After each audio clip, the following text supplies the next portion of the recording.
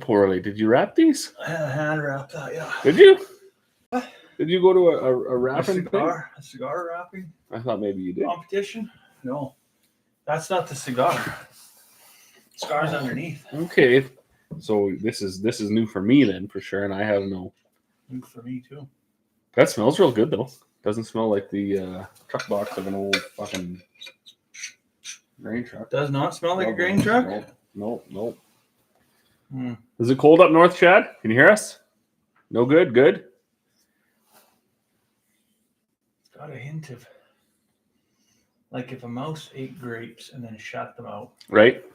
It's perfect. That's what that is, yeah. It's a deadly explanation. It is no wonder that cigar manufacturers around the world don't see this and be like, no, we cannot. Can't allow those guys. Those guys cannot have our product. I'm surprised that they haven't come. Their reviews are atrocious.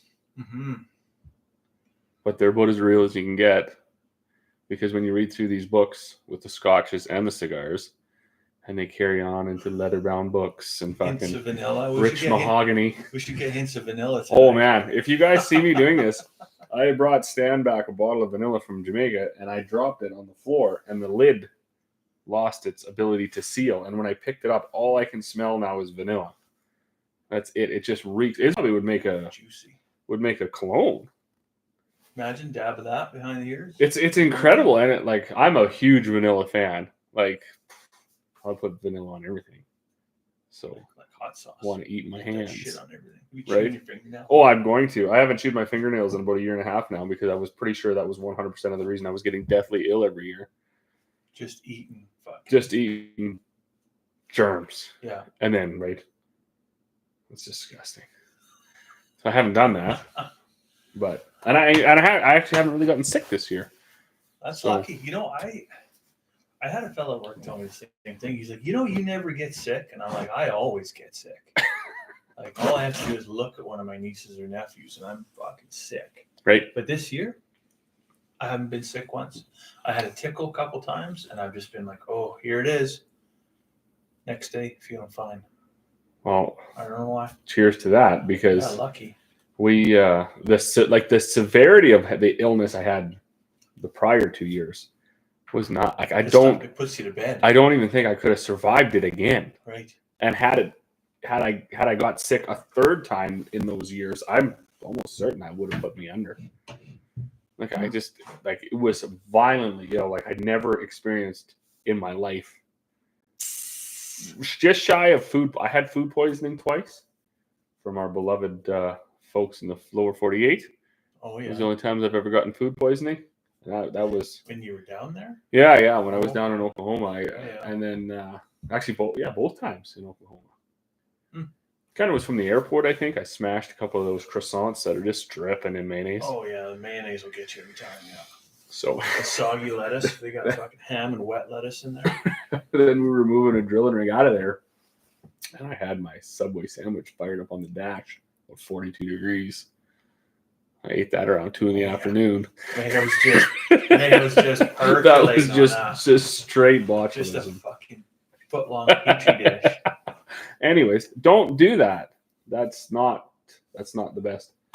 I'm gonna fire this one up too, and then Chad, you didn't say nothing. Can you even hear us or what? Yeah, do we even have audio? We never did a mic check. We never do a mic check. We are probably the worst at this you'll ever see because we do absolutely no prep. Even tonight was just like, "What's up, man?" Yeah. Nothing. Super cold outside. What are you doing? Nothing. What do you want to do? Well, probably drink whiskey and smoke cigars. Yeah, seems like a good plan. So we guess we'll see you around 8. And you got here before I did. I live here. Right? Yeah, and I blew in here just in enough time to get the vanilla splashed all over myself. But that's good. We had a house for a company actually. Right? You probably met him at the end of the drive. I did meet a car. I was wondering where that was coming from. Yeah. I figured it was coming from here. All the nieces and nephews were over. Decent. Yeah. They just drove themselves or what? Yeah. They just took mom and dad's car. No, Carmen had them all in Grand Prairie today, and they went to the jump yard. And decent. Got some wiggles out, and then I guess there was a hockey game this evening, so the girls come to our house, and then Carmen went to town and watched hockey, and then she got back 7 o'clock or something like that. Okay. Everybody come pick their kids up and head home. Nice. That's good. So, That's good to yeah. have that. So Yeah. So we got no. Did we lose Chad? Chad's probably gone. There's still 2 people on. He's there, on a so mission. Yeah. he's Let us know if probably- you got audio or we're just talking to that. Just talking to anybody. Nobody. Yeah. I don't know on the other side too if TikTok has anybody, but it always takes a while to get the momentum built up. I should just scroll down just to make sure we're not. There's not like 40 comments here. What can you do here? Look at this. Oh, 100%. you can do that. Do that. I don't know what that does. Push a button. Nothing happened. Despite, hey buddy, this is Goaliewall. Oh, Mr. Goaliewall. He's from up north, right, Croft? Hey, How you doing, man? Can you hear us? We do no mic checking here, so we if you can hear us, make sure you you're doing that. Throw some likes out. Sweet. Well, who's another one? Rusty Lilac Farms here. Made it. Awesome. Yes, Let sir. Let us know here too if you got audio on the YouTube side. So we are, I don't know, I would say like extremely below low Professional amateurs. as far as quality control, setup, planning, anything comes to any of this. You'd think we'd get slightly better. We had a good roll last year when we were It's doing this good when consistently. when we know exactly what we're doing, we've got a week to prep for it. Then usually I'll have the computer all set up 4 or 5 days ahead of time. Right. Right. But you got extremely busy this year. As was your. How many great bags of grain did you roll this year? I was busy a lot, Yeah. like 1,000 tons, 1,000 tons of grain. maybe more. I can't even remember. Mm. We had it just go, and then now that the PB market's shutting down, things are getting real out of How do you hand. feel about that? I couldn't fucking care less. If you can't make it, you can't make it. I mean, if you can't make it in this economy, hey. Well, it is what it is, right? I mean, it's kind of sad that they went away. The thing that we'll just start into this right now. The thing that really irritates me when I read these comments, you made a couple videos yourself. People jump in, they comment right away. Oh, fucking thanks, Trudeau. Can we stop blaming that fucking guy for everything? I don't think that's anything to do with it. I really don't think It can't be. The political the political atmosphere had anything to do with the demise of PB Mart. I think they just overstretched themselves. Well, you've made several videos before they went out. It was a terrible fucking place. Grand Prairie was a terrible place to shop. Probably one of the worst in all of Western Canada. It was no surprise to me that one's going down. And I think the business plan was great. The business model was great. It gets a little bit fucking old when we're just harping on the same guy for everything. Like, they can't, but this is just adapt. Like, we figure it out. Just Do ignore something it as different. He's out of here in 6 months. Fingers crossed. But holy moly. Oh, we're losing connection over here, so I don't know why. But anyways. But yeah, so PB Mart. Your connection is unstable. I wonder if you're all covered in snow. They said it was better in the snow. Oh, really? Yeah, they said because shit reflects off the snowflakes. Is that a thing? That's what they told me. A lot of snowflakes between us and that satellite, though. But apparently, it just like every time it's like ping, ping, ping, ping, ping, and it magnifies. It gets super laggy. Maybe I got to shut TikTok off. I don't know. Could be a thing. If you're on TikTok, jump over to YouTube. I don't know, these platforms don't like The wife's talking about probably one in the another. house She's probably streaming. That's something. fine though. I mean, it's cold. I can't blame her. Yeah, that's But if you're on TikTok, jump over to YouTube. Check out Smoking Oak. Look for that same. Well, this is Millionaire Farmer on mine, but looking for Smoking Oak. It's pretty cool. I don't think we have a. We don't have a logo. We do have readily available. we don't have one to show you, but Smoke and Oak. You can't miss it. 2 whiskey barrels, 2 cigars. You're going to get better quality over on YouTube. For sure. And then when you jump over there, do us a big favor. Subscribe, like it, share it out. Yeah, let your friends know. We are very much amateurs, but we very much enjoy doing this. This is also driven by for the YouTube because that's what everything's set up over here. Yeah. And you'll get a better view of that. Magic happens. The 30. studio. 33 bottles of whiskey on the wall. 33 ball. I can't believe that. And one right here. And that actually is only the back wall, not the side wall, where we have some top shelf, like local stuff. And Screech or just, whatever that's called. Yeah, that's where the Fucking paint thinner. eccentricities are. Is that the word? I try to use words sometimes, and I'm not like 100% We'll sure. go with that one. Yeah. So, I anyways, know what you mean. they're over there. I think this is going to be late winter's project. I am going to stretch this out. You're gonna do it? I'm going to go another 8 feet this way, And move this back. and I'm going to pull all this tin, and I'm going to put sanded plywood in here. Oh yeah, Wood paneling, and go the same color, rich mahogany. it's beautiful up here. And then I'm going to push the desk forward, so we've got more room behind us. And I'm looking for a fireplace to put in. Actually, Ooh. I think that would be right up top. Oh, it would be. It would be absolutely top shelf. So Absolutely top shelf. yeah, but yeah, no PV Mart. I think that was inevitable. Shift your market base to we got an urban store catering to a rural market, and then suddenly they find themselves catering to some fairly well off upper middle class folks on the acreage crowd who lost all loyalty to any local business whatsoever. Yeah. In kind of the Amazon era, right? Sure. It's Jeff Bezos is a solution. He can have it here tomorrow, right to my door. I go to PV. I go directly to the store to PV Mart, and it says on their website they got it, but then you get to the store, they can't fucking find it.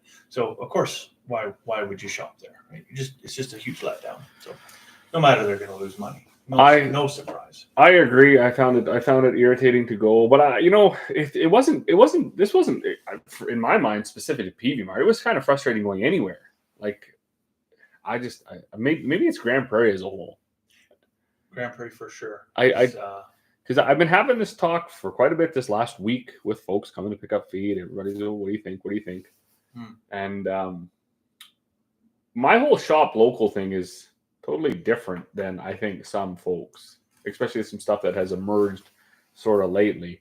Like, to me, local is just that. I mean, you're looking in like a 50-kilometer radius within the county kind of thing. And you're looking at like something that was made or assembled or the majority of that product comes from you can say your county, your 50-kilometer radius, 100-kilometer radius, whatever you want to call it.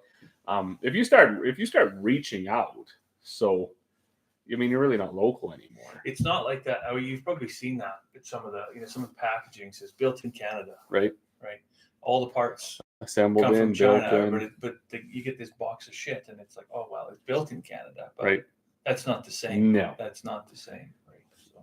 Right. Every part in there is from Taiwan or Indonesia or China or Spain or whatever. Yeah. And I mean, that's fine. That's great for international trade. But if you want to focus on local and you want people, because they said too, well, people wouldn't shop locally anymore. Well, shopping at your local PV Mart, I realize it is unfortunate because it was actually a Canadian institution. It was, I think the first one was in Dawson Creek.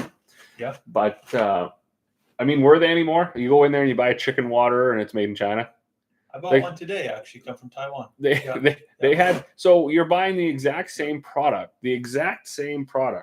off of Amazon for that 30% less. The one thing I wish we could start to do, instead of just blaming the federal government, the provincial government, the municipal government, well, maybe we could blame the municipal government for this, is we got to start paying attention to the taxes that these people pay. Right. These businesses. Yeah. Like, I was looking at one, and there was a building in Grand Prairie, right around that area, much larger though. But anyways, property tax $70,000 a year. You got to sell a lot of chicken waters to pay that bill. Can you imagine trying to fucking make it on margins of, say, even if it's 50%? Like, how you are selling? You need to sell thousands of dollars a day, every day, to keep the property tax, the insurance, the employees paid. Yeah, it's to me, it's just I can't understand how it lasted at all.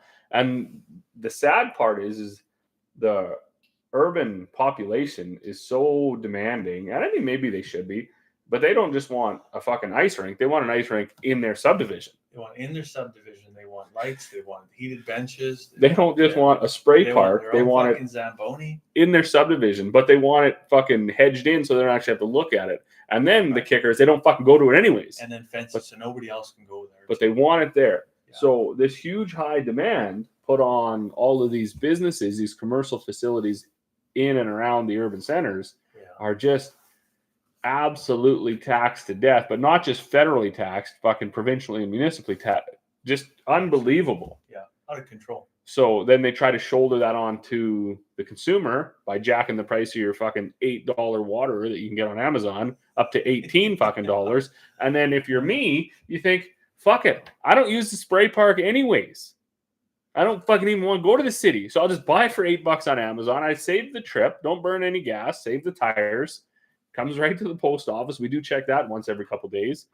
Life is better. Now's a bad time to tell you that a chicken water is $50.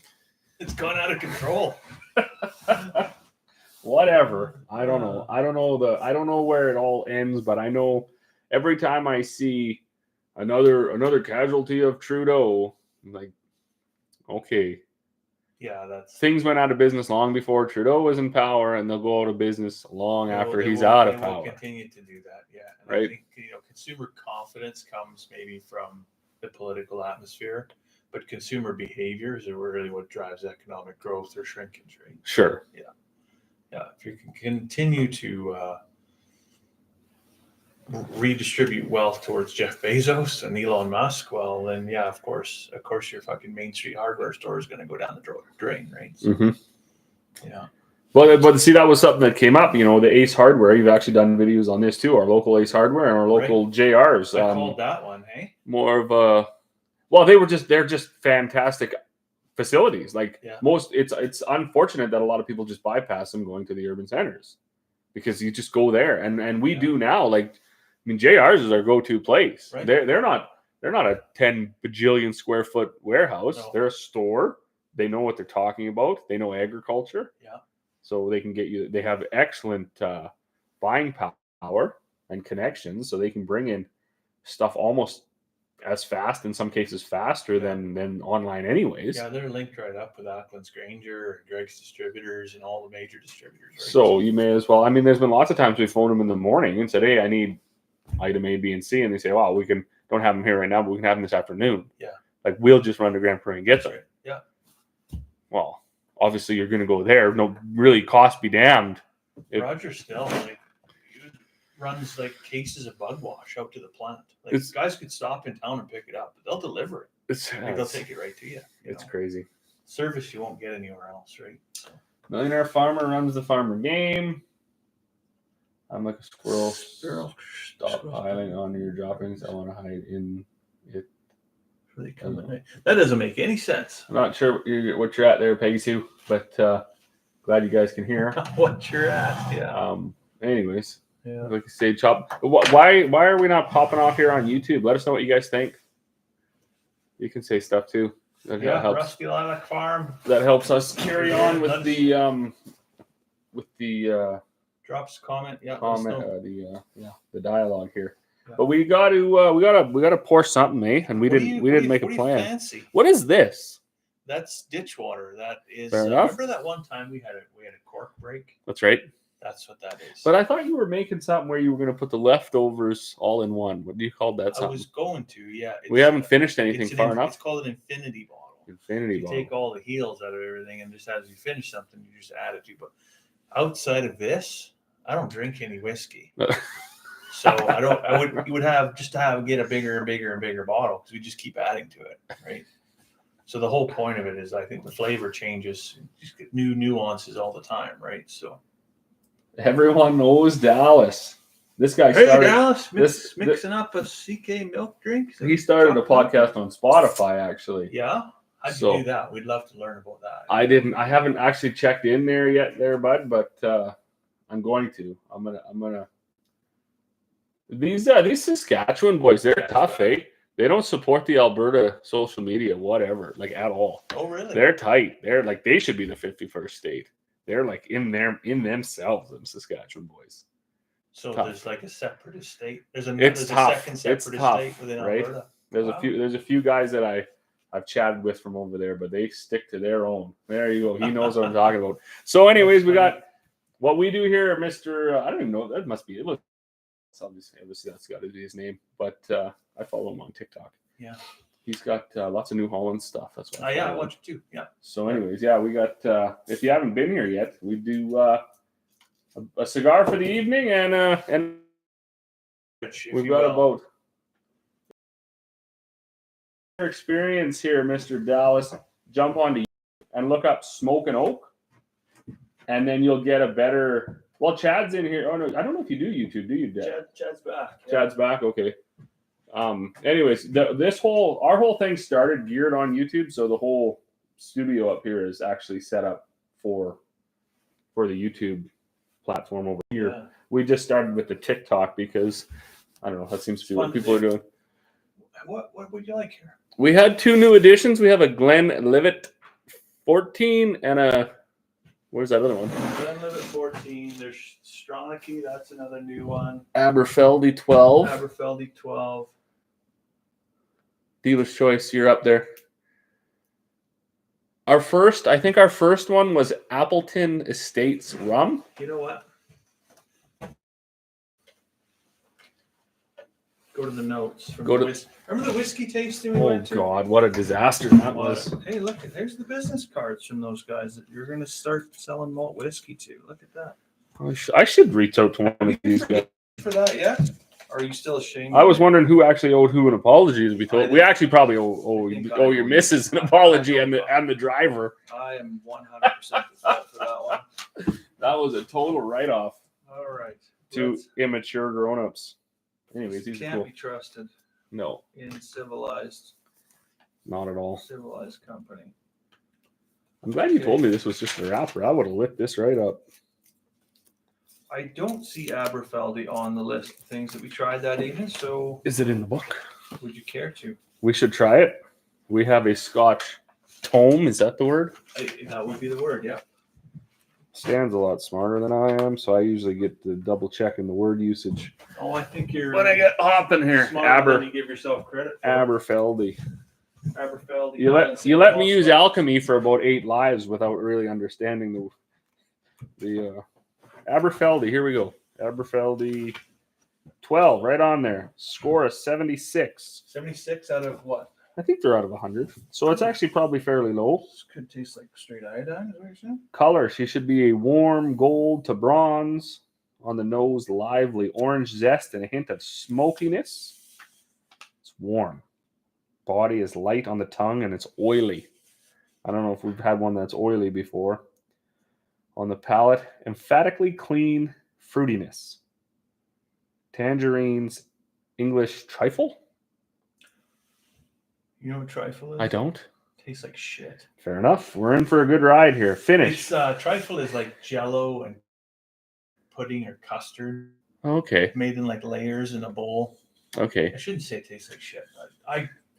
My only trifle I ever tried was that one my mother made, and I love her to bits, but she's a fucking terrible cook, right? So fair enough. There we go. Then we're like biting into a kumquat.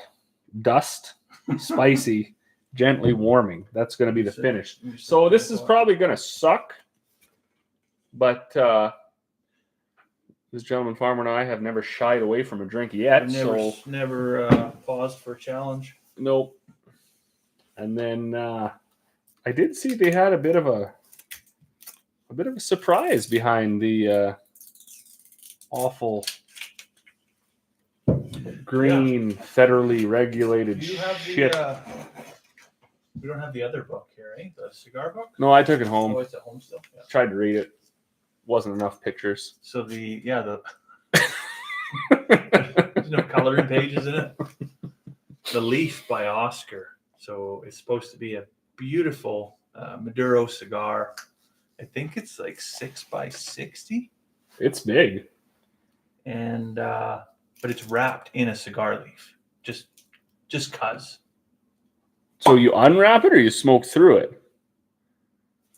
Some people have smoked through it. I'm going to see if I can get anything but vanilla off of this. I'm going to get you to hold it. You don't be sniffing my fingers now. Didn't really sniff your cork. Well, that's not bad, though.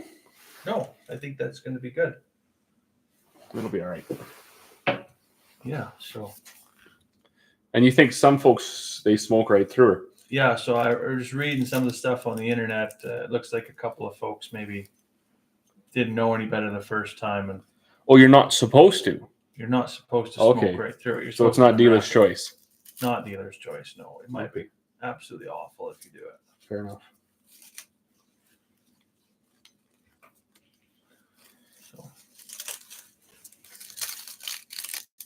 So you can break it open. Supposed to be this beautiful cigar underneath. We're gonna burn the joint down this evening, I have a feeling.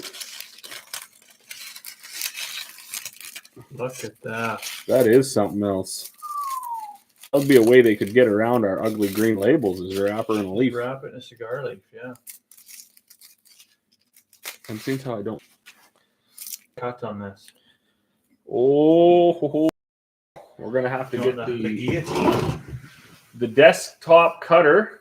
We got some fairly fancy stuff going around here too after a few years of investing. But I think we're either gonna have to get your big ring cutter, like the guillotine, or this one might do it. It should do it. Because we had them. I'll try with this one. Well, that would just do it. That's what I think. This is good work. Yeah. Clean? Oh yeah. All right, let's have a look. Did you do a straight cut or I a V did cut? straight. Show us. What are you looking for, Yao? Show us. Show us the fancy stuff. It's I suppose their view's probably limited there. it's a little bit off, and I apologize to the TikTok folks, but as I've said many times, and I will continue to say, we're geared up all on YouTube here. So we if you want to see a better view of both of us and then everything in the back, jump on YouTube and go Smoke and Oak. It's pretty cool. We designed that logo ourselves. It's a couple whiskey barrels and a couple cigars, but that's what everything is driven for. This is, I guess, trying to find a bigger audience. Mm-hmm. I'm not going to light this just yet because I think that's going to take away from the. I rock and rolled a little bit here with it, so it's not quite perfect, but it's good enough. Yeah. And we have all sorts of cutters. We've had 70 ring gauge cigars. That one's an 80 ring gauge, I think, is what that was rated for. This one's for 60 ring gauge. Yeah, this says 80 on it. Yeah. You got a bullet punch. That's cool. Yeah. And then and then the desktop. And then the desktop unit, yeah. That one's pretty fancy. So you got to watch your pinkies if you're getting involved, because you will cut your pinky right off. Mm-hmm. So we try not to do that because we like our pinkies. Yeah. You're going to do a real fireplace or a TV with a looping stream video of a fireplace. I will not do a TV with a looping stream video of a fireplace. I'll find something better than that. All right, we're going back here. I'm going back so I can see the comments. Yeah. Okay. We have pour you ones. Absolutely. Let's get into that. Thank you, sir. It's a good night for it. A couple inches of snow coming down. Right, and it's cold, -22 on the drive over. Is that what it is? It is so. Excellent. Reach the cork there. Bit of a stretch. Probably Freemasons. Who, us?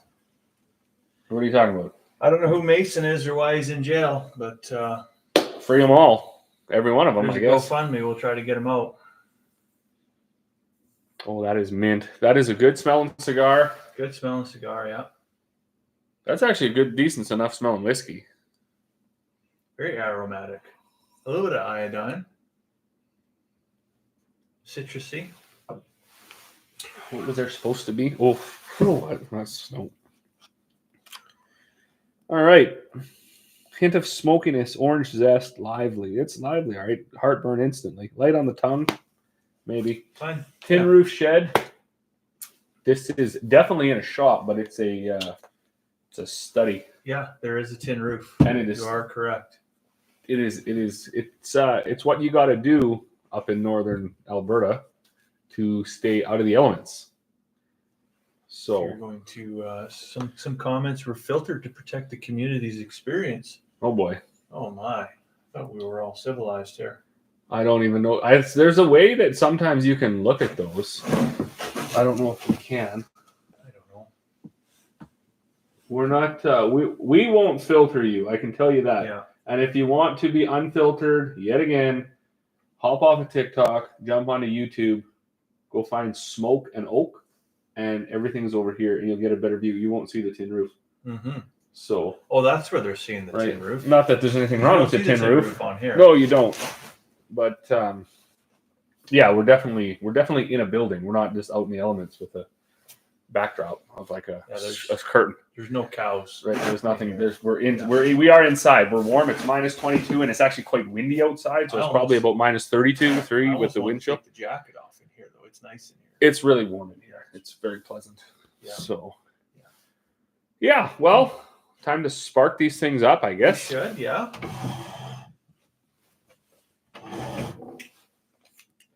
And yeah, if there's any Mason in trouble needs fraying, no, it's just you said you're millionaire farmers, but you set up like a couple of my buddies.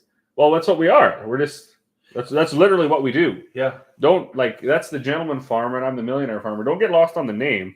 He's not a gentleman and I'm not a millionaire. So it's a play on words. We're just enjoying. This was born out of boredom. Yeah. That's what this was. I needed to get out of the house. And neither one of us smoked. Neither one of us drank. Now we have like 40 gallons of whiskey, ranging anywhere from $30 to about $700 a bottle. $8,000 worth of cigars. There's like 400 cigars. We actually had to buy another 200 unit humidor and set it up in the back. So I'm addicted to it now. Peanut butter screwball. Sounds like.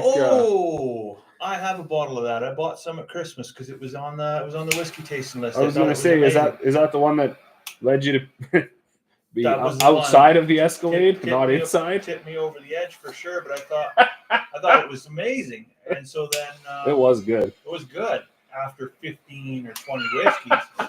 So I went back. I was like, my wife loves peanut butter. It's going to be a great stocking stuffer. I'm going to buy her a bottle of Screwball whiskey for Christmas.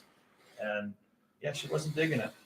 So couple good old boys, absolutely. Yeah, make sure if you're in here and maybe you're not a YouTube individual, we have a Smoking Oak channel. Unfortunately, he's locked out of it. We don't know much about how to get back into it. I can still get into it, but I'm nowhere near as creative. I'm not techie. So we ride the struggle bus pretty hard, even to get this stuff off the ground. So he's very busy with his job. I'm a little bit busy with mine. And to put these evenings together, to do the social media content, that was another thing neither one of us really did. We have independent YouTube channels, but they're more just social experiments, as we call them. Yeah, I mean, it pays the taxes on the farm. That's about it. What do you farm? Looks awesome. Thanks. Texans you should try caramelizing it first, even better. Texans will drop a hot brand down into the whiskey to caramelize it. I know with some cybersecurity if you'd ever need a hand. I've I fell off a hydroelectric dam. That's why I'm totaling. Oh boy. Interesting. A lot going on over there. Yeah, I mean we've never tried to drop a hot brand into the because it's Scotch, right? It's not I don't know, I think that would be I don't think you're supposed to. I think dropping a hot brand into the Scotch would be more of a sin than perhaps putting ice cubes in. But however you like it. I mean, if you want to know what's the best way to drink whiskey, it's however the hell you like it. Absolutely. You know? So actually, in fact, in this book written by I would say a fairly high up expert in the Scotch community, he says that several times in the book. Yeah. Right? Because he rates something 99 out of 100, it doesn't mean it is. It means he thinks it's 99 out of 100, and maybe you think it's dog shit. Right. And we've seen that with a few where it's like, it's, cask strength or something like that, and you just need a few drops of water, and it's like speaking of that, a whole different I'm going to do flavors. It too. You are going to? Okay. I just don't feel like 1,000%, and I think this might take some of the sting out of the chest. Okay. So for the folks at home that don't realize this, there's a few that probably have watched this before that do realize what this is. This is some meltwater that I got off the Athabasca Glacier that fell as snow 10,000 years ago and is now melting off the face of that glacier. I was there last year again, and it shrunk significantly. But but I filled up a whole nother jug. So we're good for a few years. So we got a jug and a noggin. Probably a lifetime supply of dinosaur piss to put in our whiskey. Kale has a 40 Creek on the go. We also got a 40 Creek on the go, apparently. We do. It's in the form of Christmas cake. Christmas cake right here. So, for those who Stan and I didn't swap Christmas gifts this year, so we're doing it now. So the backstory there is my mother-in-law last Christmas wanted to take all her son-in-laws to an Oilers hockey game on like the 3rd or 4th of January. And I'm like, that's a fucking Wednesday. Like, I got to go to work. Right? Do you guys have jobs? Right. Or? So I said, no, I'm good. Like, I don't, and I'm not a big hockey fan, nor do I really pledge allegiance to any one particular team. So she said, well, what do you want instead? And I said, well, just make me a Christmas cake. So she made me 2 Christmas cakes.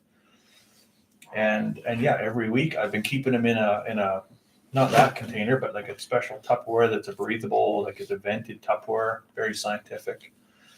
And I've been adding a cap full of whiskey every week until today. And so hopefully it's good. It was good. We did slice off. We did have a slice. Yeah, it is good. It is really good. I didn't want to get too, because I do got to get home The this thing evening. would probably catch fire. So. It'd be interesting to witness drinking of a glacier. Yeah, it is. It is sad. Yeah, you don't witness it, like, it's not something that you can watch, like, just happen, right? Like, it's one of those things where you got to go back, like, once every 2 years. And you're like, oh, boy, that sure got smaller. Oh, boy, that really got smaller. And then now it's, like, not even beside the road anymore. Like, you got to catch a bus to go to the glacier. When we went there last summer, I actually was going to pull out a whole, like, climate denier fit, because I was like, that's bullshit. This is obviously not where the signs were. Yeah, I guess. Yeah, they were. That's where it was. Yeah. So it's retreated like immensely in 80 years, but it's also, I mean, I don't know. Maybe it wasn't supposed to stay. I don't know. That's not my call. That's like literally everything else in the world. That's way beyond my area of expertise. There was a time in history when that glacier wasn't there. Sorry for being late, Taylor. There's no reason to apologize here. No problem. Welcome. How's the weather down south? Also, how's the weather in Colorado? Rusty, Lilac Farm. I'm always curious to know. I know the boys in southern Saskatchewan were getting hammered pretty hard. Kind of made me smile. Is it just like John Denver said in that song? Remember that from Dumb and Dumber? John Denver is full of shit. Oh my. We're currently out on the lake fishing here. Oh boy, you're brave. Hopefully you got a good shelter. Yeah, and a life jacket for when wind. I wouldn't trust it with the +8 to -30 to been some +5 to big swings, yeah. He's a bunch of rotten ice, but yeah, good for fishing. Yeah. What do you got there? If you're ever in Moose Jaw, Saskatchewan, there's a smoke shop on Main Street beside the subway. That's the best ones too, and they're just in some obscure corner. Who's back Digger alley. Dave? Who's that? Digger Dave. Digger Dave. I think that. Yeah, I know who that is. You got to jump on YouTube, Digger Dave, because I can't turn the iPad because it'll fall over, and we're geared up for YouTube. Yeah. Go chuck over to YouTube quick. Smoke and Oak. We're here. I wish you can see the whole thing. Then you'll see it all. This is set up way better. This is just a preview on TikTok. This is to drive traffic. Yeah. Poaching TikTok folks. Poaching them over to YouTube. Mm-hmm.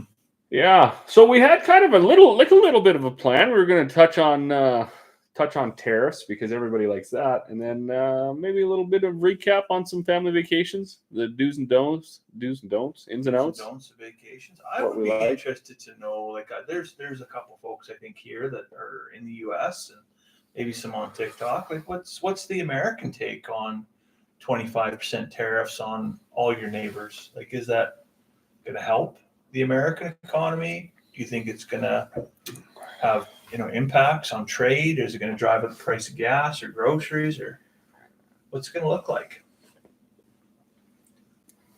And don't be shy. Nobody's going to yell at you. Say whatever you want. Yeah, I'll openly say I don't really have a qualified opinion on it because I don't know enough about it. But No, and I would just assume people get along as, whatever fruity as you want to call that. But figure it out together. I just don't really think that taking your ball and going home is the best idea. But 7 degrees Celsius today. That is a beauty. What did you say it was? Minus 22? It's minus 22 right now. And it's supposed to be minus 30 overnight? Yeah. Oh, you can see it too. It's That's easily minus 30 with the wind chill. It's quite windy. Oh, with the wind chill, for sure it is. Yeah. It's quite windy. Yeah.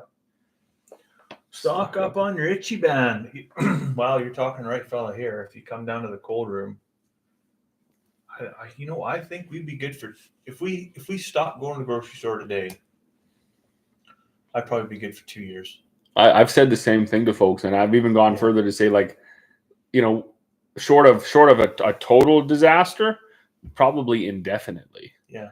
Because the community that we built locally with the shop local and the feed and all that stuff. And that's if you huge, don't man. have it, somebody else has it. Yeah. So like if you don't raise a certain type of livestock, somebody else does, and they're more than willing to trade for your whatever, right? So we could almost go indefinitely. That is what I forgot. I was gonna get you some sausage. It's in the house. Remind me when we're down here tonight. We both know that won't happen, but I'll try. Okay, we'll try. Otherwise, I'll have to run you some over. Taylor says, since I'm late, what's the smoking oak of choice tonight? So it's an Aberfeldy 12-year. Nice little choice of whiskey. It's actually a pretty decent whiskey. Yeah. And the water. I don't mind it. I'm going to try a drop. The water works. Just for the sake of it. More for curiosity than for science. No, it works. It does work. And the cigar is it's called Leaf by Oscar. So it's a 6 by, what did we say it was? 6 by 50 ring gauge? Or 6 by 60 ring gauge? It's got to be 6 by 60. 6 by 60 ring gauge Maduro cigar. And wrapped in a cigar leaf.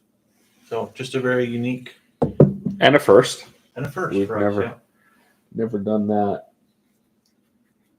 But yeah, as far as talking to two folks who may or who might need assistance, it's not us. I think that got spicier. When the price of beef goes to $200 a pound, it will have no bearing on us for quite a while. No, the wife actually asked me the other day. She's like, "Are you gonna do something with all that pork in the freezer?" And I was, yeah, I'm gonna eat it. We're not gonna raise pigs this year, though. I don't think we're gonna clean it out. Funnily enough, she was looking on the hatchery's website, and we're ordering turkeys again. Remember the conversation last year, right? Oh yeah. It was the morning after the whiskey tasting, was it not? Yeah, it was. I haven't been that sick since I was roughnecking. I don't think I have either. Right? Bad. I didn't get physically ill, but I could not function. Still got through it. Still butchered 100 and some chickens. Ugh. And how many turkeys? You had 10. Yeah, we had. I think it was over a dozen. It was 16 or something. Something like that. Anyways, yeah. So quite a few. And the tears. And the family couldn't get along, and who wants to help out, and it's just a messy job, and we're all hungover, and maybe need to pick a better day. I'm not sure, but so she sends me this thing, and there's these classic mini turkeys, so they don't get to 40 pounds or whatever. They come in like a big heavy chicken, right? And I said, well, you do remember last year, right? She's like, well, yeah, we'll just do a couple. I said, okay, well, you know me, I will raise, feed, move, butcher, anything you want, right? I'm all for that, right? So, I think we'll get 10. Good on her. God bless. So we're going for it again. You're gonna get 10, end up with 2. Life will be good. Well, we had a good lot. We had a good run last year. Yeah, we did 2 right up until the end when they started eating it. Everything else started eating them. I think we lost one to I think it was a coyote or what, I can't remember what it was, but one went to miss, but a coyote or a fox or something. Get a piece of chew. Yeah. Yeah, I don't know what the missus has planned. I know we're gonna get some birds too. We were waiting on emu eggs. Are you? They're supposed to start laying right away. Yeah. So we're checking. So what are those worth? Like, did you hatch them out? We're gonna try to hatch them. We got a few people that have reached out and been like, yeah, if you end Yeah. up with getting a viable egg, let us know. We'll hatch Right. it. So we do have a breeding pair of emu, and we're gonna give that a go. I'm gonna go buy an incubator too. We want to do that stuff. So What do you? So funny story. I'm also going to buy an incubator, right on. but you're speaking specifically for an emu. What do you do? Put it in the air fryer and Well, I mean, we're gonna do a bit of research. I'm sure, like, there's ones where you just take the trays out and then you put the large eggs in, I guess, in place of the trays of little eggs. I don't know anything about it. I gotta be honest. So there's a totally different thing. It's supposed to be like ultra low humidity, dry hatching. So I don't know. I've never hatched anything in my life. So I'm coming from a point of 100% learning here. Yeah. And we will, but I mean, it's fun, right? I mean, we had some pretty good eye openers here the last little while watching the youth, and you can really tell those who are exposed to like books and board games and outside, and those who are exposed to Fortnite, Minecraft, Roblox, or whatever. You can really see it, like, and by the time they're getting now to 6 to 8, 10, 12, it's really starting to be noticeable. Yeah. Who can hold a conversation, who can't, who can stay engaged long enough to learn a new skill, who can't. So we're going to keep on the train here of keeping the kids engaged outside. I mean, they're going to end up with their video game systems. I'm not going to withhold that from them if all their friends are doing that, but we're going to delay it as long as we can, or limit, maybe. And certainly limit it. Right? I mean, it's not going to be, oh, you're home, here's 7 hours of time before you go to bed. There's going to be certain blocks, because it's I don't know. For me, it's a bit frustrating to see that so early, and you're just like, well, what do you want to do? Well, do you guys have TV? Well, we do, but I don't know where the remote is.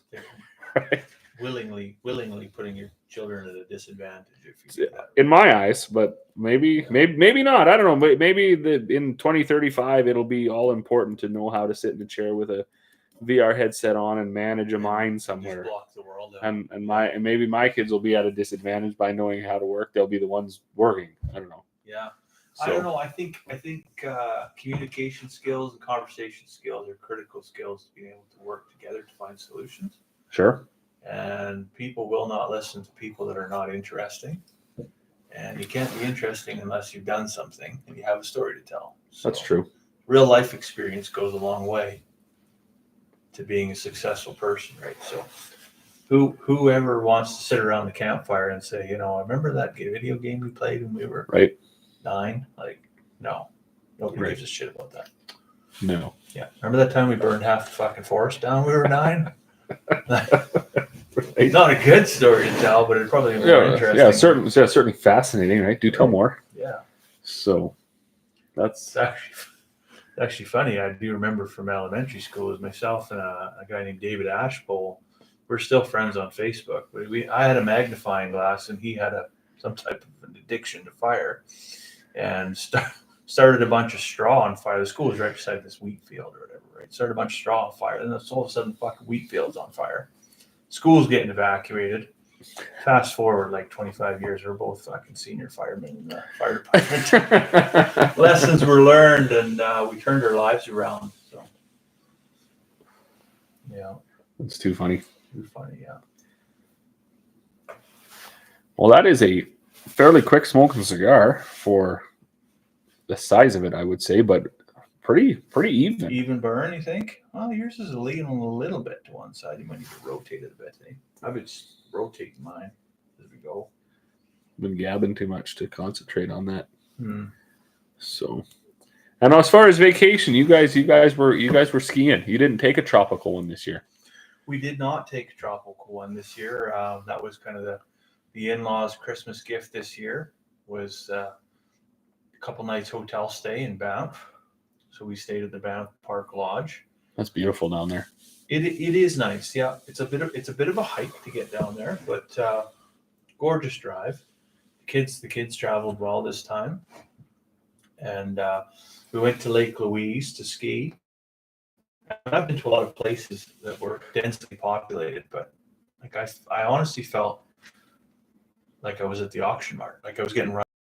Louise. Like, Oh, it was a bit much. 16,000 people, like it's just ridiculous. Stop the time. You're going to lose your wallet, your watch, and your shoelaces. Like, just you get run right over. So, and interesting, like the hill is of course is more advanced than what we ever have around here, actively as we are locally here. And when you come down to an hour to get back on the lift lineup. Oh, that's brutal. Standing there in your skis. Thankfully, the weather was half decent. It wasn't like it is today, right? It was quite mild. But yeah, so we did that. We ate a lot of ice cream, had some Starbucks, got some frost, and then made the big drive home. Took a wrong turn on the way home. Ended up going through some single lane road through the Stony Lake or Stony Reserve. Okay. Cochrane there. Single lane high in a blizzard. That was interesting. Excellent. But so that was our winter vacation this year. Yeah. So spent, I don't know, I think, in terms of spending money, we were well on our way.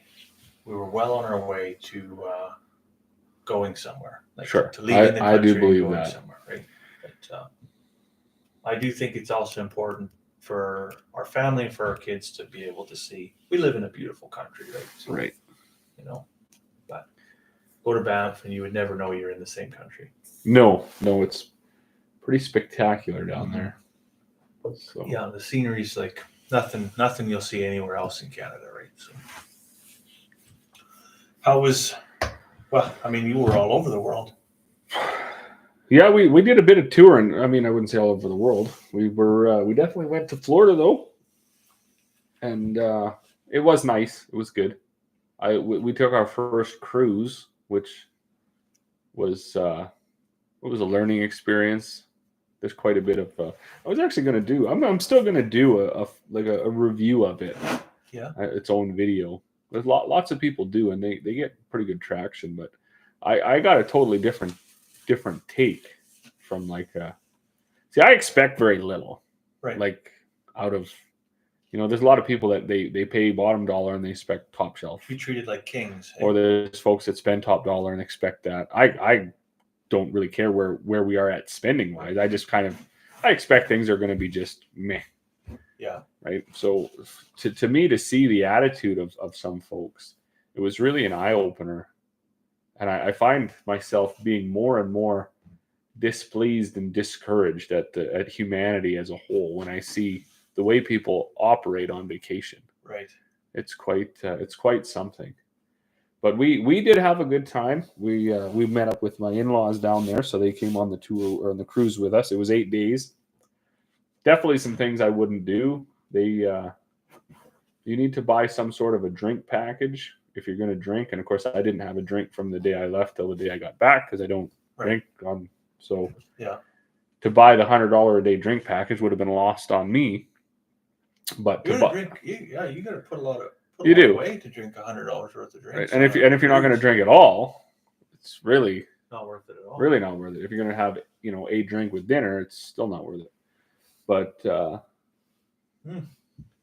yeah, it is. It is definitely in there. Yeah, it's not in the grain shed. Grain shed's still out into the grain shed's out to the right. North. Yeah, but we're in the shop. If you look over my shoulder, of course you can't look over my shoulder, but you'll see tractors and side by sides and beautiful International 1086 down there.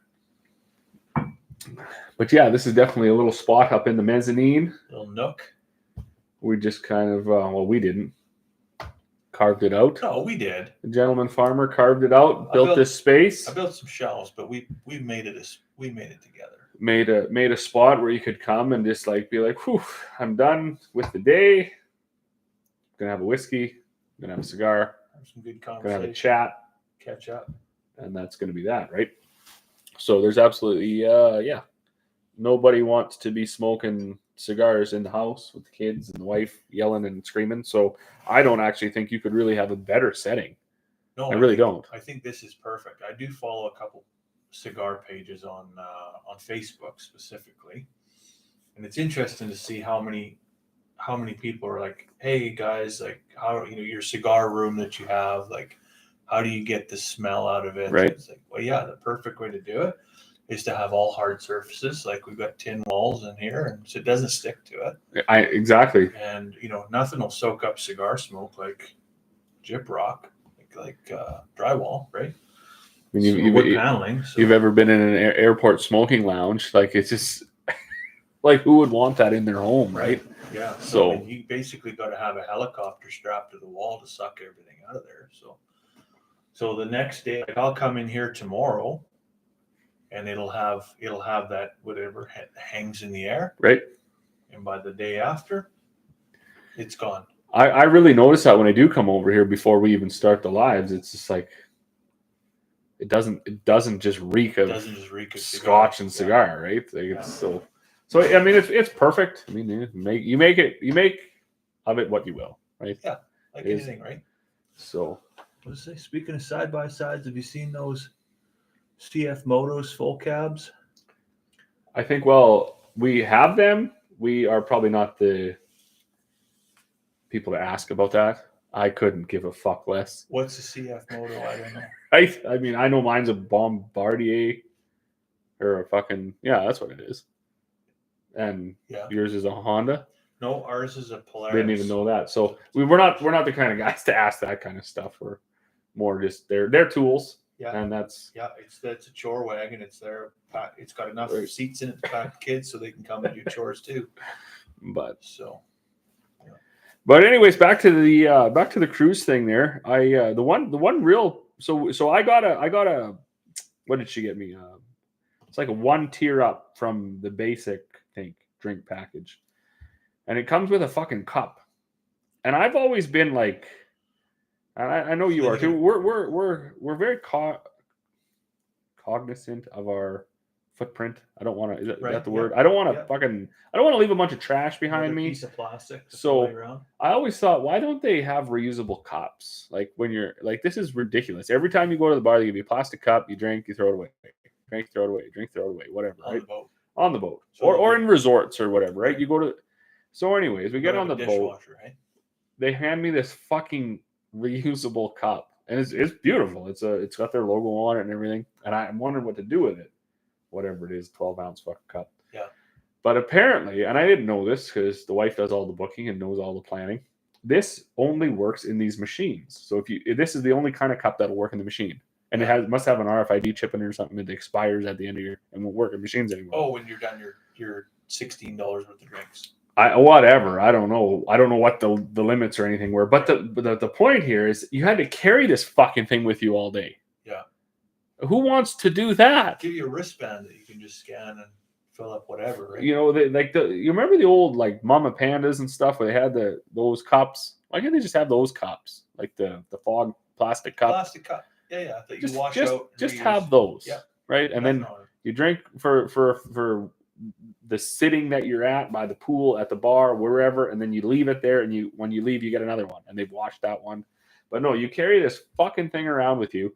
These machines aren't all over the ship, and the ship was fucking massive. Right. Like what a piece of machinery. But I think I only seen 6 of them the whole time I was there across this whole entire spanning boat. But yeah, you carry this fucking thing around, and now if you're dad, you don't carry yours. Right. You carry got a mom's full of them. and the kids fucking swimming trunks because they want to swim for 20 minutes and then they don't want to do that anymore. They want to go do this and the next thing. So you're just a pack mule all the time. The cup thing is not good. If you go on a cruise, make sure to look at the drink package, find out what's included without a drink package. Right. Which on this boat was like coffee, juices, and I think probably pop for dinner. So that would have been perfect for me. I wouldn't have had to get anything. Yeah. The $0 would have worked for me because all I drank was coffee.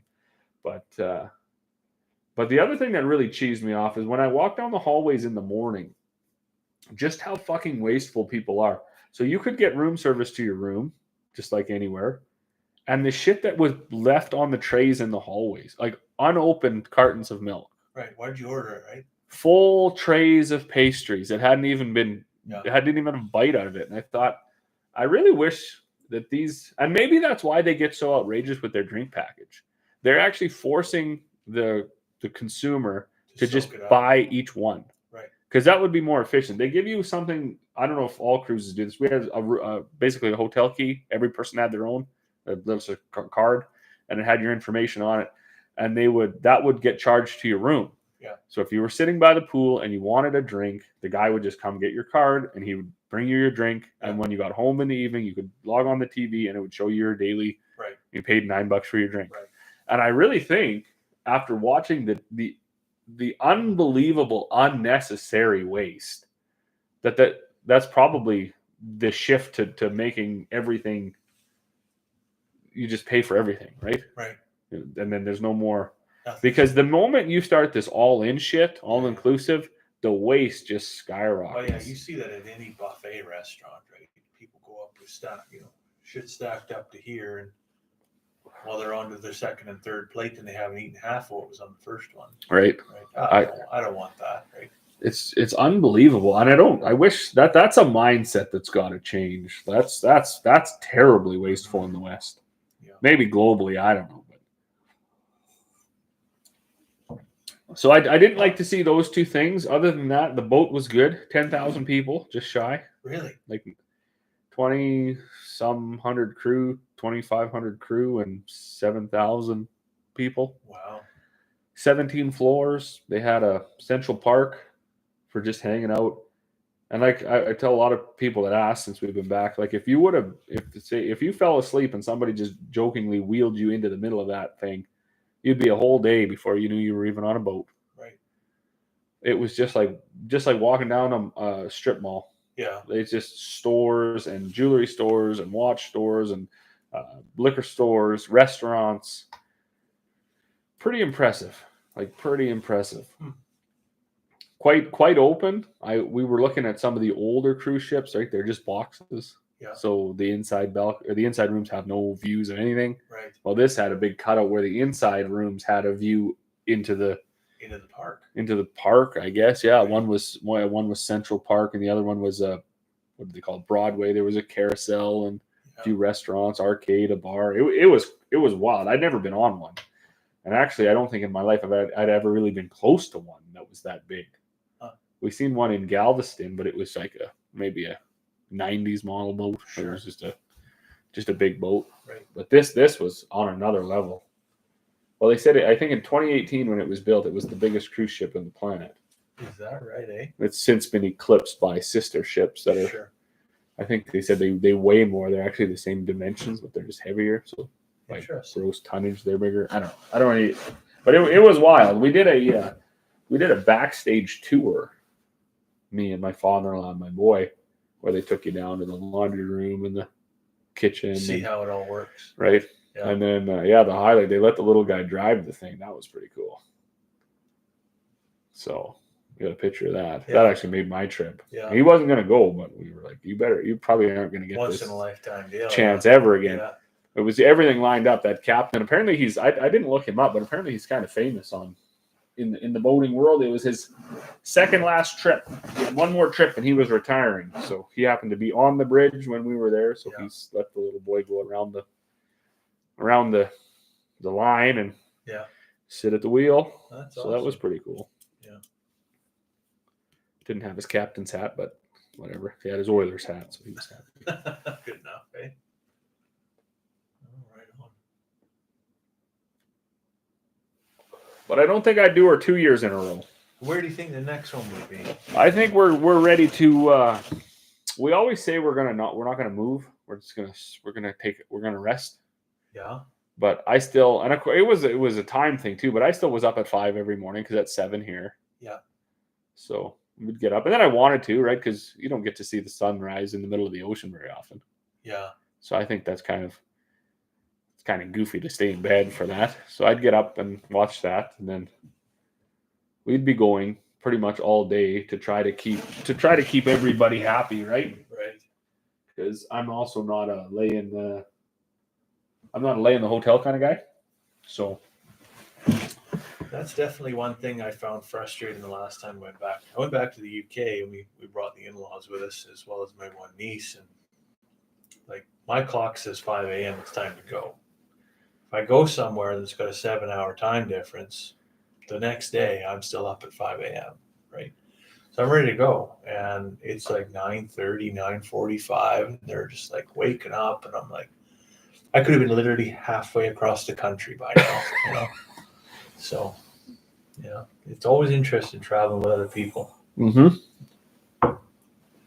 We do try to make that clear when we go, folks. It's like, yeah, well, you know, we're certainly going to meet up. We'll have dinner. We'll do as much as we can together. However, if things don't line up, it's okay. Yeah. You take the day, you do your thing, right? Yeah. If you want to go back to the room and sleep for 4 hours in the afternoon, don't.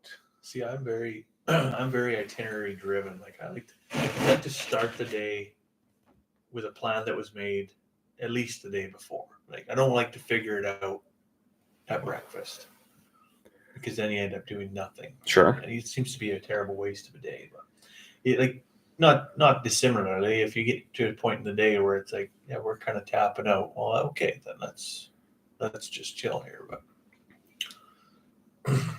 are y'all millionaires? Not even close. Quick answer to that is a hard no. Yeah, I might owe $1 million.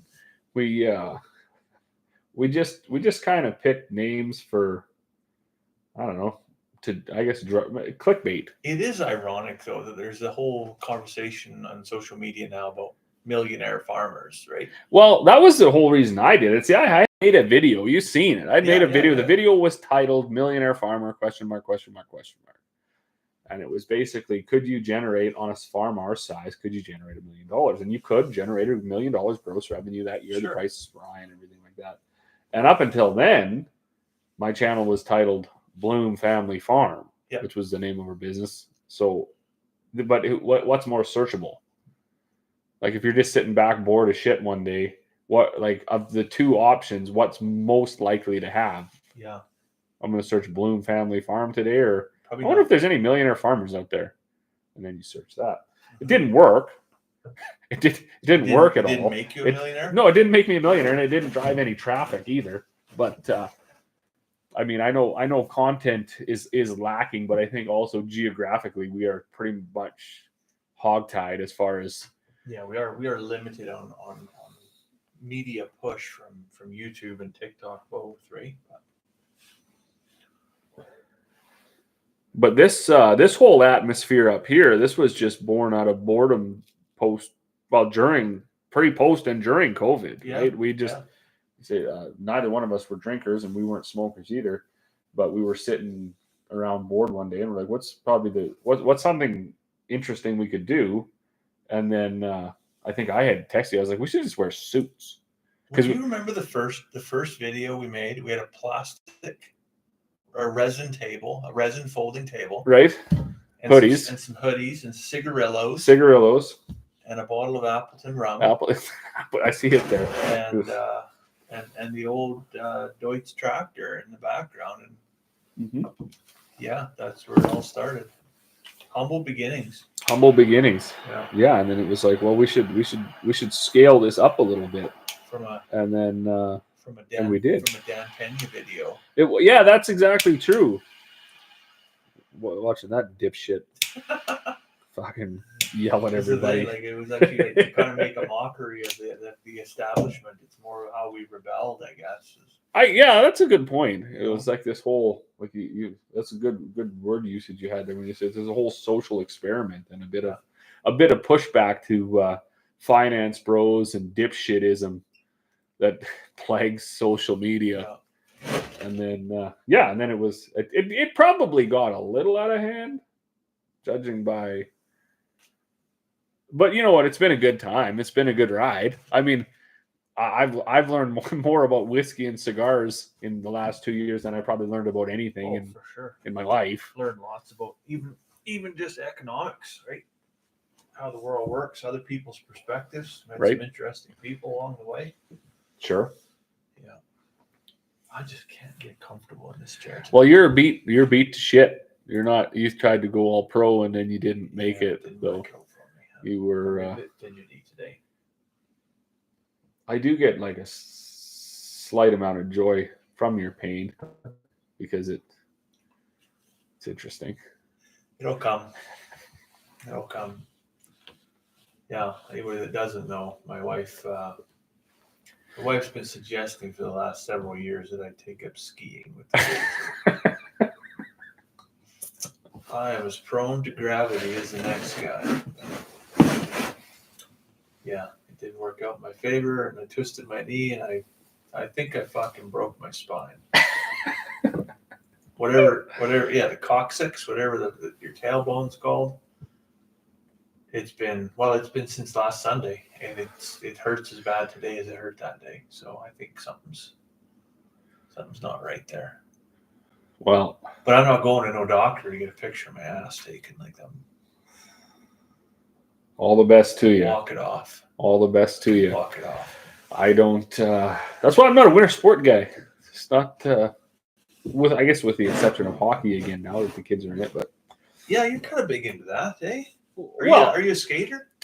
I can't skate. Yeah. I played hockey for like 16 years or whatever. Oh, okay. So right? yeah, So, it's not like you can skate. I mean, you're coaching stuff, right? Yeah, no, I don't ride the struggle bus as hard as some of the other grown-ups on the ice. Right. But no, I'm not well, this was funny too.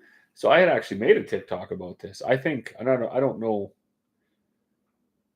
what your opinion is on organized sports yet, but I really think that we've gone way too fucking far into the whole let's make it fun category. Because in the case of hockey specifically, they're not even playing the fucking game for the first 4 years that they're in hockey. They're not even playing the real game. Yeah. So there's a real struggle there to get the fundamentals built into the kids. Yeah. And so they're going to be just thrust into hockey without knowing how to fucking play it, having skated for 4 years, which I don't think is very good. The lack of keeping score, I'm not really sure why we're prolonging the fucking acceptance of winning and losing. Right.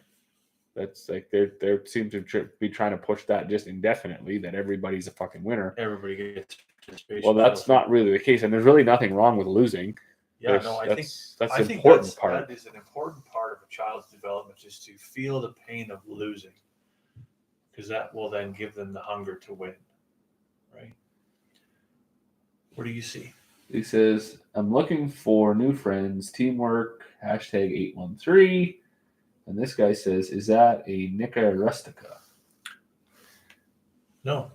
What is a Nika rustica? I don't know. Let's Google it. How do you spell that? Nika? Mr. Bitamo, what are we? We don't even know what that word is. Either of those words are.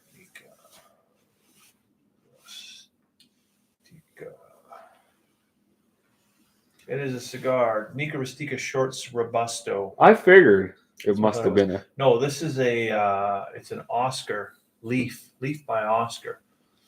6x60 Robusto Maduro. Quite a lovely cigar, actually. Oh, the label got him. Oh, I peeled mine off already. They're not even paper, eh? What is that? It's kind of like I don't know if they make that out of recycled cigar, or like it is paper, but it's almost like felt, like a pulp or felt. Yeah, so. Pulp. Yeah, so that's the Nika Rustica. So you can see how it kind of draws some similarities. Oh yes. Yeah. Well, we might have to add that to the. That's a good smoke, is it? If that's a good one, we'll add it to the wish list, and we'll see how it is. We haven't tried yet, so. I actually I was gonna buy some cigars when I was on my trip, but I didn't because we were running out of space. That'll be the next thing we'll have to build, is a walk-in humidor. Just got off the phone with Jeremy. Have to rewatch. Tell Jeremy to jump in here. Yeah. What's he doing? Tell him to jump in. Shoot him a text. Maybe he's out making feed. Who knows? I probably need some insight from Chad and Jeremy. He's drywalling. Oh, that makes sense. Take a break from drywalling and have a whiskey. Need some guidance on how to manage my dog. Grant, good evening, gentlemen. Good evening, sir. Good evening. Oh, well, watching someone else drywall. That's even better. He's watching someone else drywall. Hopefully, there's a drop sheet down. Now you got me uncomfortable with all your hurt talk.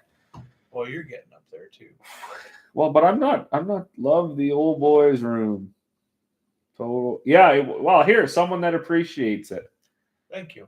Everybody else was giving a shit for having a tin ceiling, but as the gentleman farmer had indicated, that is the number one way to keep the odor out of the building. Out of the building is to have a hard surface. And I'll be fucked if I'm going to have us sitting for 2, 3, 4 hours sometimes smoking 2, 3 cigars plus a bunch of party cigars. Right. Fucking right while the kids are trying to sleep downstairs. Not going to happen. So this is. We're not going to do that in the house. We're not doing that, right? I mean, and just even if we wanted to, it wouldn't be happening. It wouldn't be acceptable, right? And I don't think there's some. I've definitely heard from some people that say, "Oh, well, Arnold Schwarzenegger was one of those guys. Well, I'll smoke wherever I want if I want to smoke in my own house because I'm the man of the house. Sure, I'm not a little bitch or whatever, right?" But the other day, it's fucking gross to do that in your house. It's terrible. Right? It's terrible. Have a dedicated space for it. It's well ventilated and so much more enjoyable. It is to come back and right. Cleanup's a breeze. Yeah. Also, we don't have to be quiet. Yeah, we don't have to watch our language. We can do what we want, say what we want. We can bring what we want up here. Drink what we want. Nobody bothers us. What else should we bring up here? Well, I'm not too sure. I'm excited about the extension, right? Like, I know there was actually, well, Chad was saying, like, he thought this was a whole, it actually is a pretty big space. So depending on what angle you shoot from, it does look smaller or it does look bigger, but it is a very comfortable space. You could easily fit two more guys in. Yeah. Where do you guys live? We're way up in northern Alberta. I was there. I wish there was a live just about cigars. I could talk for hours. Well, we do that too. We do that too, and that's usually about the first 20 to 30 minutes of the live is explaining the cigar and explaining the whiskey. We got about, I think I just counted them. There's 33 bottles of scotch behind us. We don't really have anything else. I don't even know why I went down the scotch route. It was geographically protected. I think that was the thing that would make our dicks the biggest at that one time. It seemed to be. It seemed to be. The old smoking ashtrays are very cool. Lots of great items in there for the experience. Oh, yeah, the old smoking ashtrays. I don't know if folks at home can see that, but there's our silver-plated ashtray that I got from the antique store, which sadly, I'm more sad about that closing down than I am about PV Mart. Right. I mean, there was some cool stuff in there. But you know what? A sin. I never did go in there. I went bowling. Yeah. I went bowling, but I know the wife was upstairs. Yeah. I just never. And it's not that I didn't. I guess I didn't want to. I'm not really a knick-knack kind of guy. I dedicate my time to the old Strathcona one in Edmonton because she likes going there. But I should have went, I guess. What I thought was very cool. I mean, once I heard they were closing, I had to go. Sure. Right. And I went to the very back, and you can see them up on the dollhouse there. I don't have them hung up yet, but I found the 2 service rig signs for the 2 service rigs that I pushed. So I don't know who stole those rig signs out of the ditch, but they're mine again. I had to pay a lot of money for them, but it was kind of cool to get them back. That is cool. That is cool, right? So what they have for other? They didn't have any jewelry in there, no rings or no watches or nothing. I bought a watch. Yeah, I bought a poncho watch from the company they work for, and the belt buckle. Very cool. And then they had some other stuff that was. You didn't have any Stoneham merchandise in there? No. You looked? No. Oh yeah, no. I looked all over the place for that. Lots of Phelps, lots of PD, lots of stuff like that. But yeah. That's one thing I always thought was cool was their rings. My dad has 3, and I was there long enough to get one, and then they got bought out anyways. But I always thought that would be neat to see a collection. I didn't get the ring. I got an ambulance ride instead. Missed out on that one. No, the ring is cool. That's actually that's another funny thing. When we started to do this, I had this one ring besides my wedding band, Yeah. and I mean, when are you ever really going to wear a ring just like cruising to John Deere, right? Probably I mean, not. Probably Yeah. not going to do it, Yeah. right? So Yeah. This actually became a space where that was another thing, right? When I said, I mean, I have a suit in my closet that I never wear, so we should get tuxes and wear them. Like, what are we Sure. doing with this stuff? And then we're like, okay, well let's do it then. Let's do it. Most men should have at least a few items in their wardrobe that are a little more upscale. Yeah, I mean, I think every guy should have a suit, but I also think a guy should have a suit that he's willing to wear, right? Like the one that only comes out for your kid's wedding and somebody's funeral that's Right. kind of sad, right? It is. You know. What's your thoughts on the whiskey? Meh. I don't know. I don't know what I got that for Christmas. I don't even know what it's worth, but I start to relate everything to the $38 bottle of Grant's. Have you had that? I have had that, yeah. That is probably the right up top highest with value for money. the best whiskey that I've had. And in fact, Jeremy was at the farm, I don't know, a couple weeks ago, and him and my dad, him and myself, we sat down and we had that Grant's, and he actually messaged me later. He's like, "What was that?" Like, I got to. Can you talk? I'm good here for a bit yet. He said, "I got it," and so it's like around that $40 price point, and it is probably it'd be in my top 5 for sure. I am definitely partial to those Dalmores because they look cool. The bottles look cool. Yeah. We probably did the most research into those. They have the coolest story, the history. Yeah, I mean, So that alone makes it taste better. And that's I don't know about yourself, but I'm probably partial to those 4 Dalmores in the back. But as far as this goes, this is just kind of a bottom rate whiskey. I expect probably it's probably around $100, I think. Yeah, I mean, I would say middle of the road. It's not that good. It's not though. offensive, but it's not like, oh shit, Oh, that is good. Like, we've had a few where it's like, oh my, that tastes like more. Mm-hmm. I definitely do find the ones that are more. What's the color like? Like a reddish color. Well, I'm trying to think like that hydraulic oil color. It's not a dark, like a light like a amber, blonde, eh? right? Yeah. I do find all of those that we've had, they're not so good. When you get into the darker ones, the heavy peat ones, they're even better. And then when you go the other side to the reds, they're quite a bit better too. But these blonde, really pale ones, I don't. Yeah, I like a little bit of peat, but then you get into the not Lefroy, but what's that other one? What did we have there that one time? It honestly was like a tire fire. It's not here. We didn't have it here. We had it at the whiskey tasting a couple years back. Well, those were both tire fires. Yeah. The tastings in themselves. I can't remember what it was called anyways, but yeah. We'll grow up one day and be able to. Well, actually, the first year we did pretty good. Chad said he's had some decent bourbon. Haven't got a taste for Scotch. There is a bottle of bourbon here somewhere, is there not? There's a Woodford Reserve somewhere. Maybe I'm just thinking about that. See, that was the big problem with this Scotch tasting we did last time. The first one we did was strictly Scotch. Second one we did was everything. Everything, yeah. And sweet jeepers. From bourbon to Scotch to peanut butter whiskey to you name it. That was tough. That's half the reason why a guy didn't right.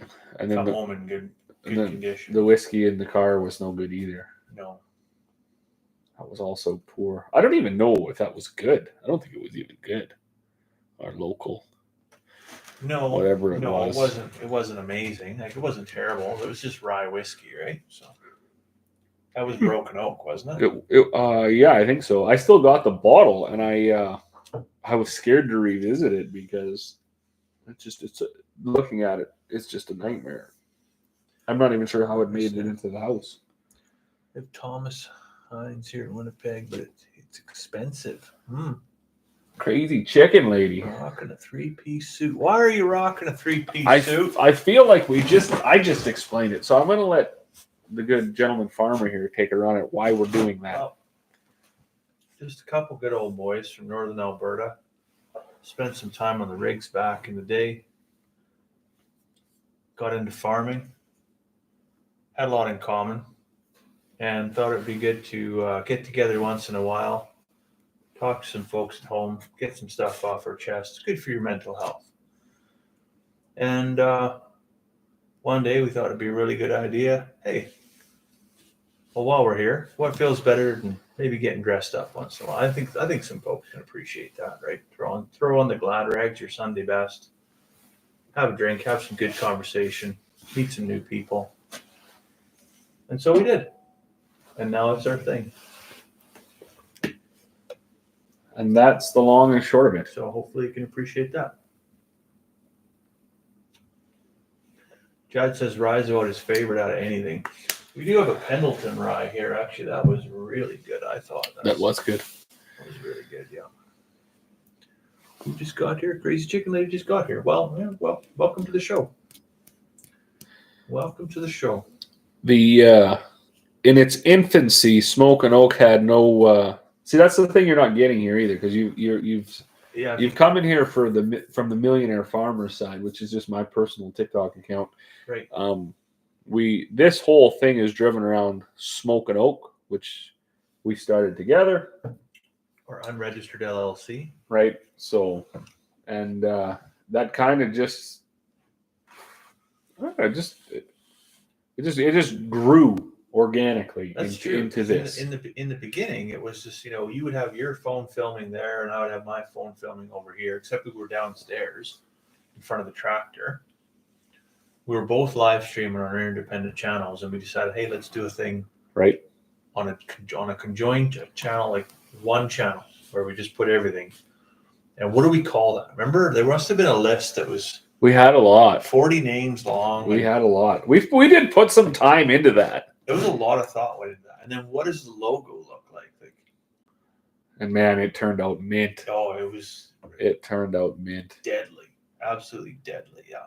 So if you don't know what the logo is, you're gonna have to I have a couple TikToks on here. If you scroll back, you'll find the Smoke and Oak logo. You can also go to Smoke and Oak on TikTok or Smoke and Oak on YouTube, which is where all the full episodes are there. The whole thing is YouTube geared. Like, I don't know. We'll probably switch it over to TikTok. We've done it both. We've done TikTok some nights. We've done, but this was even the whole, like, the view you get off the Millionaire Farmer side on TikTok is probably quite terrible. I just threw the iPad up to drive traffic over to YouTube. You need to find a second laptop. Chad says the coffee cup. Stood up. Use it every day. He's going through the dishwasher every day. That's awesome. That is cool. I got a bunch more of those somewhere. It's unfortunate that life has a way of getting busy. So what we did for the first 16 lives was we gave away either a whiskey glass, the Wheel of Fortune, or a coffee cup. Right, we appreciate a lot of people don't drink, so you could get a whiskey glass with the Smoke and Oak logo on it, or a coffee cup. And I'm going to go back one night, especially this is actually what happened. We did this. The first winter was a typical northern Alberta winter. The second winter was a typical northern Alberta winter. The third fucking year, we didn't even have winter. We didn't even pull the. So we were outside.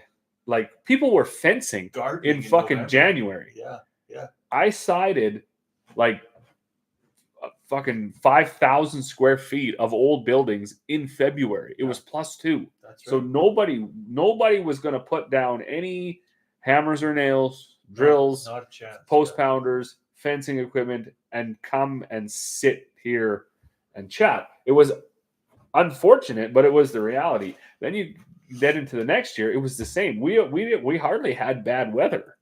Right. And realistically, tonight it's -22. For the last 14 days, it's been above zero almost. Well, It's been hellishly windy. South of Grand Prairie last Monday, down Burlington, it was 18 degrees.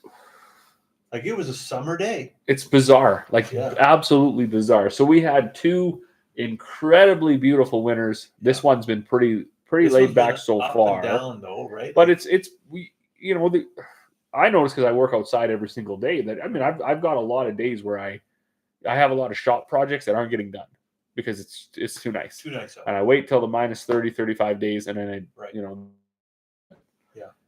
so that's similar to me. The times that I would typically come in the shop and tinker, I'm not doing that. Right? You're just outside. I'm outside. Maintaining the infrastructure outside, developing and building. So that's we fell off of doing the lives. We used to even that, like, to be honest, we used to put a whole bunch more effort into this. Even tonight was just, I think we gave ourselves about 2 hours notice.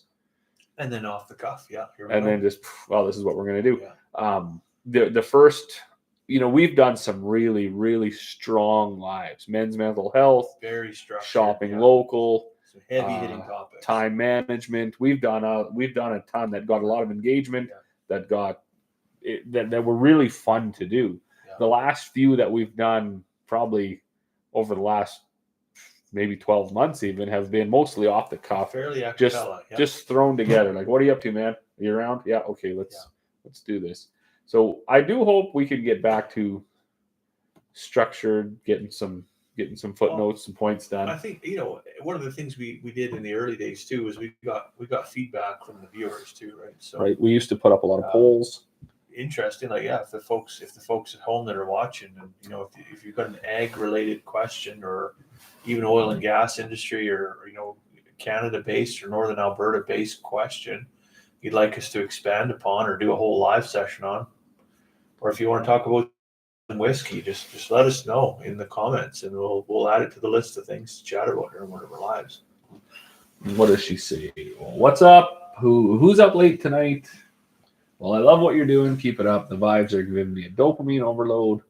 I didn't think it ever got that warm in Northern Alberta. It's been minus 12 steady here on Cape Breton Island. Yeah, that is one thing about Northern Alberta. We actually do have some very beautiful weather quite often, more daylight hours than anywhere else in the summertime, it seems, up in the Peace Country here.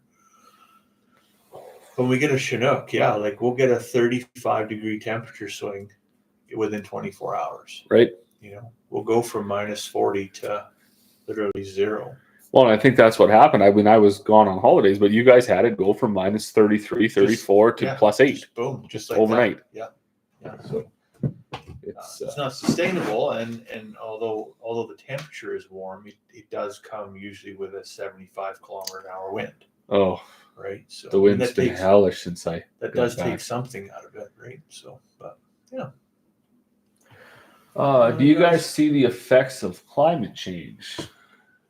I think most definitely we've seen more extreme weather events here in the last 2 years. We've seen increased temperatures in the summer and drought in the summer like we haven't seen. I certainly haven't seen in my life that I can recall.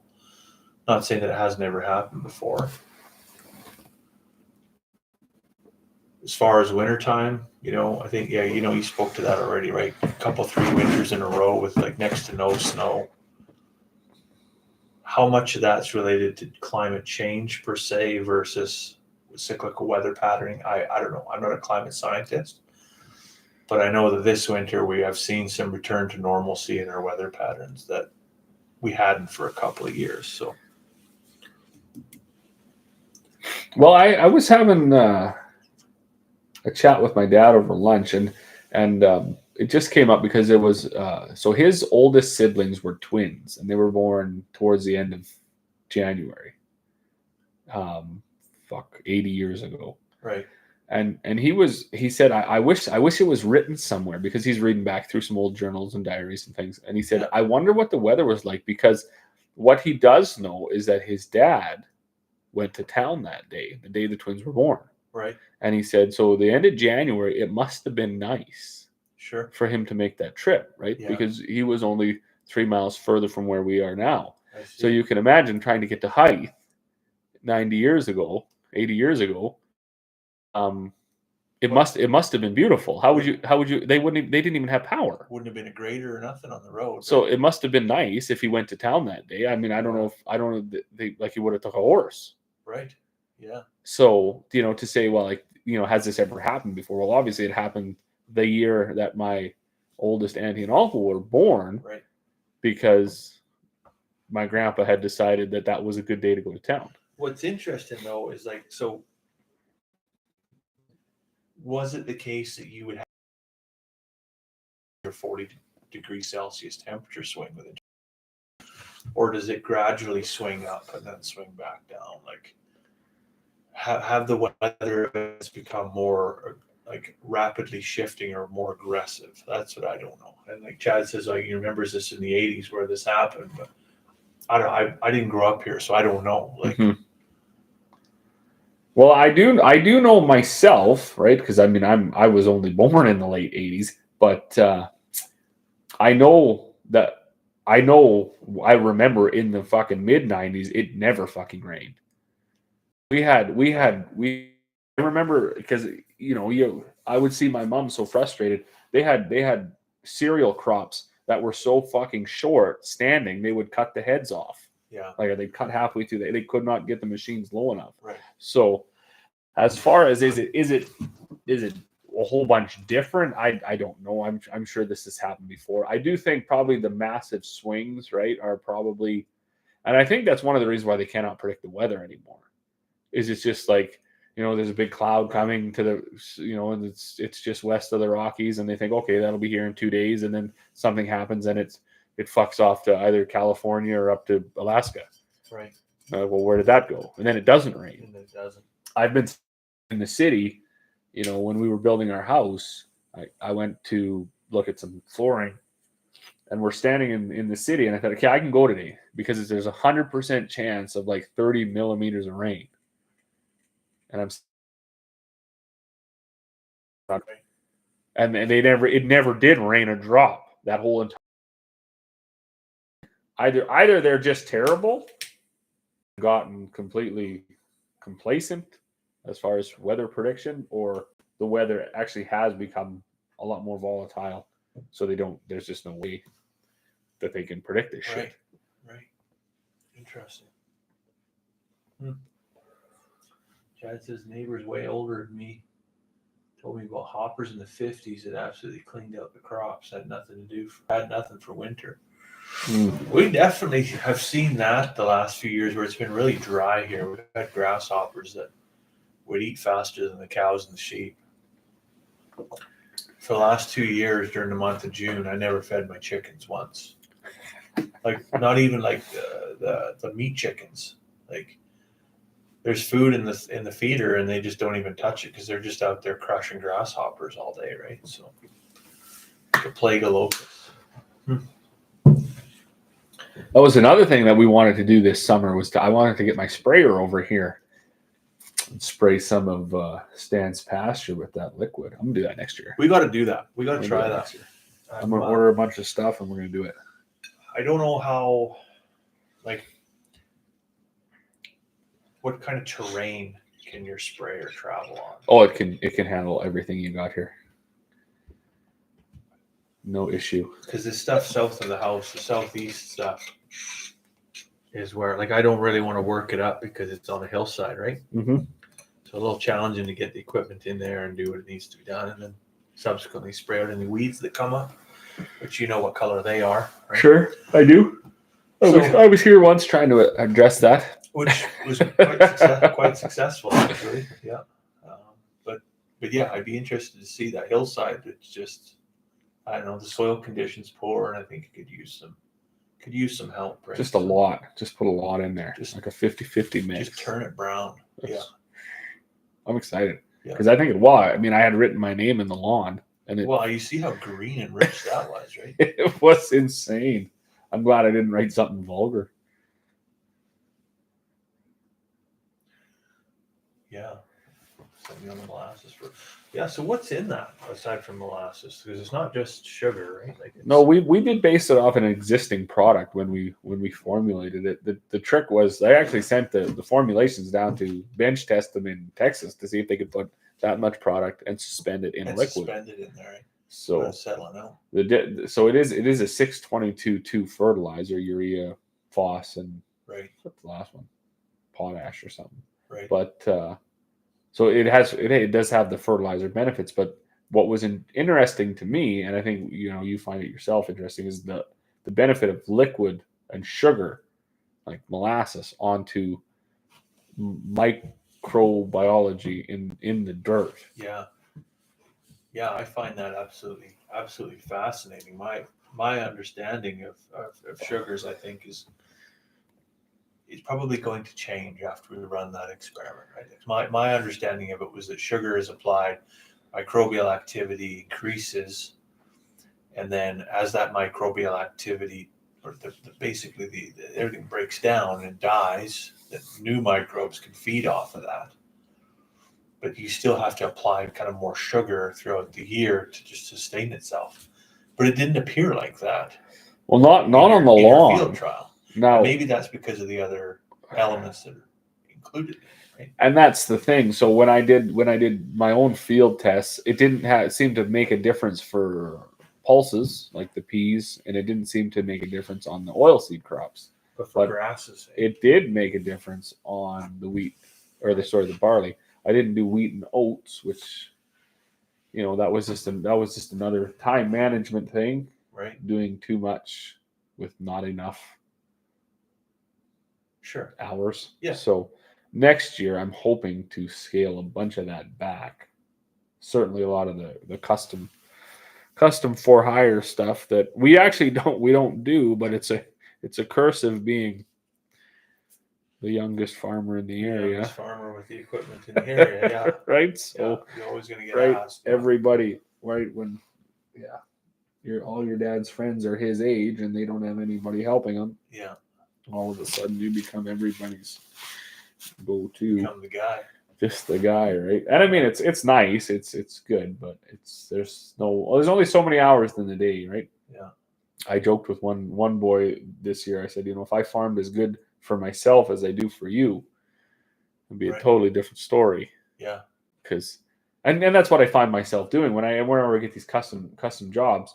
I find I'm doing them at the right times and the best weather because they're custom jobs, and then I do mine after that. Well, whenever. So too late, too early. Right. Not the best weather, just before the rain, just after the rain, or whatever. Right? So I got to stop doing that. That's not the best for success. Growing season is so short here, and things grow so fast. It'll be interesting to see if more applications will have a greater effect. Yeah, I'm gonna throw the skinnies on, the skinny tires, and I'm gonna do more. So, but on the other hand too, it's not cheap. I actually just got the price update. It's like it's $1,200 a ton too. Yeah. So I mean, it's not right out of line with fertilizer. But how far does a ton go? Well, from an acre perspective, the range is so huge. So you're going to get about 3,000 liters in 250 gallons. And when I sprayed my crops, I tried to get 2 gallons an acre, but I didn't get enough on. So for around that, what are we thinking? We're say around that $1,900, you're going to do 100 and some acres. Right.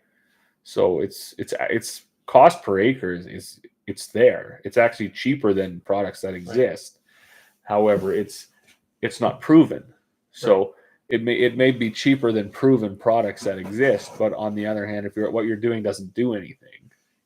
Yeah, but we've had years where we've put fertilizer on, we've put sulfur on.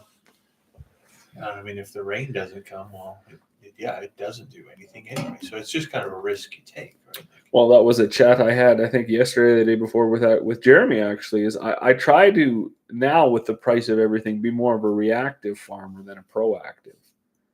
By meaning, like, I'm going to seed that crop and I'm going to put a specific amount of fertilizer, certainly not going to fertilize to the soil sample. Yeah. And then I'm going to wait for it to come up and I'm going to see if the bugs eat the fucking shit. Right. And if the bugs eat it to nothing and I got to reseed, well, then we'll react to that. Now, if it comes up and it's good and then it looks like it's lacking, it's deficient, then I'll react and because we have the equipment to do that foliar application. Try to catch it early enough that, historically you had to put the crop in and the product on that was going to sustain that crop through the growing season. Where you don't really have to do that now. You could actually just seed, and if something changes and then all of a sudden it's not worth it, then you don't have to put any more money on it. Right. So, even as much as watching the grain markets, I mean, if you've planned to grow this big crop and the price falls off, and you've already put all the money in, you most likely won't turn a profit per acre. But if you've just planted it and you don't have a lot of investment in it, and then the market goes for nothing, you just leave it. Sure. Yeah. Whatever. We'll get what we get, and that'll be that. That's right. Yeah. So I think there's a lot of people that would look at that and say that's a very poor farming plan, but it's one that I'm going to give a go here for the next year or two and just see how it goes. Because to a certain degree, farming has to be somewhat making it up as you go along, right? Chad just said I bought a fertilizer spreader. If conditions are good, I'll add more nitrogen later. If it's too dry, forget it, right? Then that's kind of right. That's kind of where I'm at, right? I mean, we're going to put the crop in, and we're going to put fertilizer down with the crop that gets the crop out of the ground and going, and we'll put enough on that if we do nothing else, we'll get a crop. Yeah. But if the growing season starts to look like it's really impressive, there's all sorts of chemistry that we can use now. Yeah. Aerial, spreaders, granular, liquid, that we can really add to this stuff. And then they can test it too, right? You can test leaf for all sorts of deficiencies. Maybe right? You test, you send your leaves out, get them tested, and you're sort of whatever. So you pearl something, you get it into liquid form, and then you go spray that. What are you seeing? Like, are we seeing any applications here in Northern Alberta where it's spraying with drones? Oh yeah, I there's one guy that uses for his cattle. It has 2 of them. Really? Eh? Yeah. And what kind of gallonage are you taking up in the air with you? Well, this is the interesting thing is whenever you look into a book, a chemical book, they have a different aerial application rate because they know that the planes can't. So they're still spraying up to 50 acres an hour with these things. Really? Wow. So if you have 2 drones, see with a self-propelled sprayer like we have, you're looking at around. So ours I think was a little over 200 when we bought it. That same sprayer today would probably be worth about 100, but a new one is going to be worth around 800, 700, something like that, maybe even more. I don't price them up because that's so far out. But 2 of these drone sprayers is worth about 130,000, right? With all the batteries and gadgets and everything, all the add-ons, right? So now you need a support trailer for them, but you also basically need a support trailer for your self-propelled sprayer as well. And then you need to know how to run them, right? Which is one thing that he's like, I shouldn't have done this. I'm too old to figure all this out, right? Right. But if they work, now I'm a bit skeptical because I've seen the GPS in my tractor just fuck off in the middle of the field. Yeah. Just go wherever, right? Right. And I expect these drones run on a similar GPS configuration. So what's to say that it's not going to go zoom, zoom, zoom, and then just straight into the fucking ground, or right through the neighbor's fucking kitchen window, right? Start spraying shit all over the kids, right? Like you don't know what these things are going to do, but I do think that they will take over. Certainly for hard to reach areas. His thing is more geared oil patch driven, right away leases and things. Right, remote areas now, you can't get into. You just think of what it would take to have somebody hand spray a well site, or you just put this drone up in the air, fly the fence line, and then off you go. Well, I mean, yeah. Nobody's backing into a Jersey barrier, at least that way, right? Right. So it's anyways. I'm very interested. If I was joking with him. I said, man, if my little boy was only 10 years older, I would send him over to you every summer. He could just live at your house and run your drones. Just run. Because this man, he's actually an incredible man. Like he's always I'm fine. uncomfortable. You said fuck, and then it's. I said fuck a long time ago. It's been on the whole time. They I don't know where the hell was it. Oh yeah, he's an older guy, and well, I don't know where the fuck I was going with that. But anyways, he's got a lot on the plate, but I'm excited to see where he goes with his drones.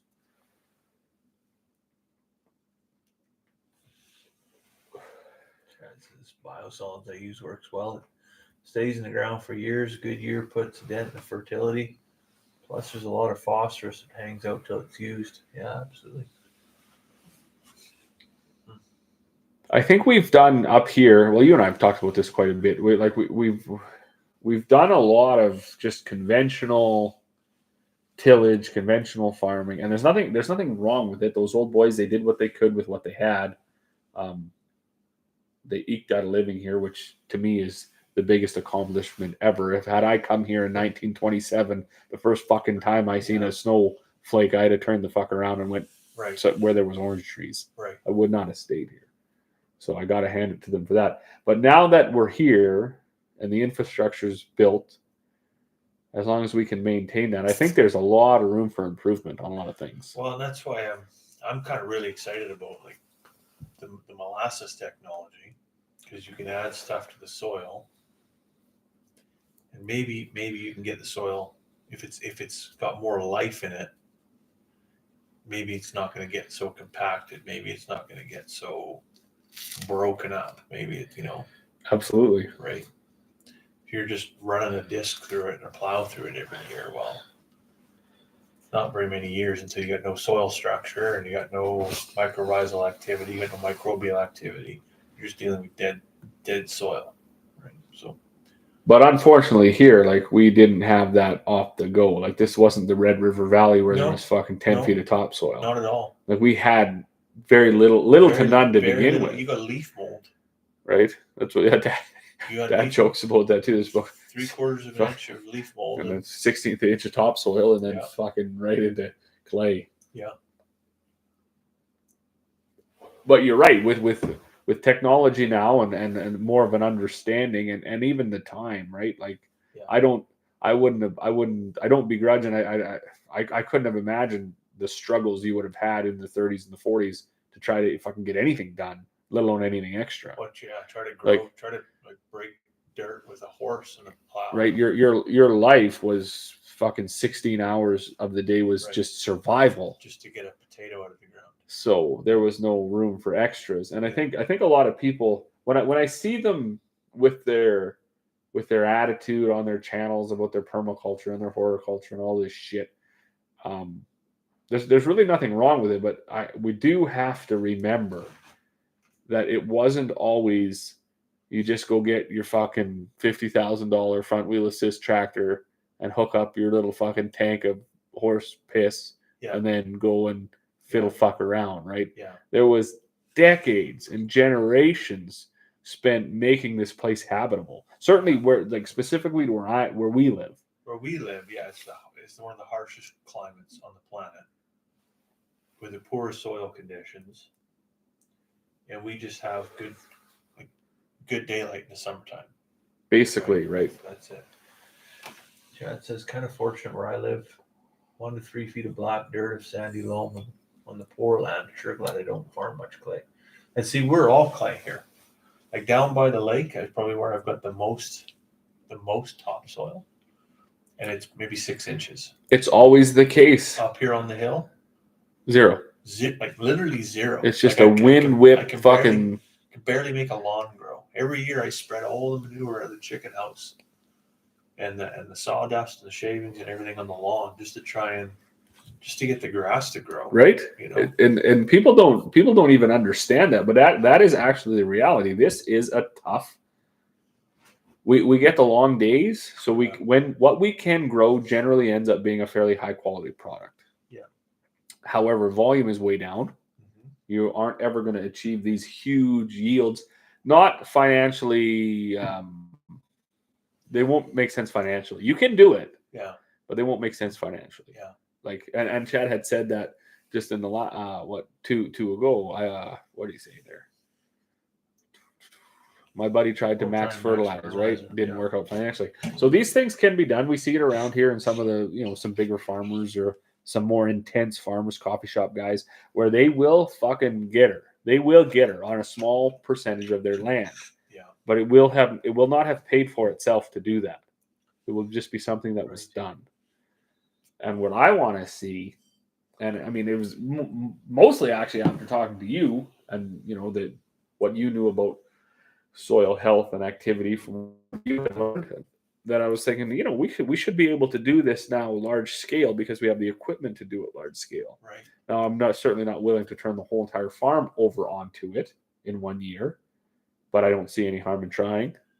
No. Smaller parcels. Chad said he's fighting salinity there, so I think he's probably going to add. Why would that be? Why would you be salty? Or is alkaline soil? Maybe add some wood chips. There are. I don't know what people put down. They put down lime or something for that, don't they? Lime, is that what you put down? When your soil is acidic, I think you put lime down to balance it out. Okay. It's kind of the opposite. I think you need to put wood chips down, like fresh wood chips, like not stuff that's aged, right? It's still got a high nitrogen content in it. It takes like 3 or 4 years to rot down. Releases a lot of acid in the soil. It should fight that. But again, how do you do that on large scale, right? Right. You're buying $9 bales of fucking wood shavings and.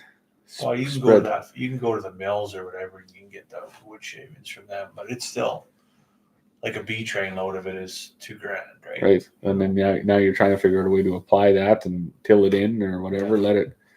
Let it do its thing without the water. It's the water coming up, yeah. Lots of manure to block it. Yeah, that makes sense.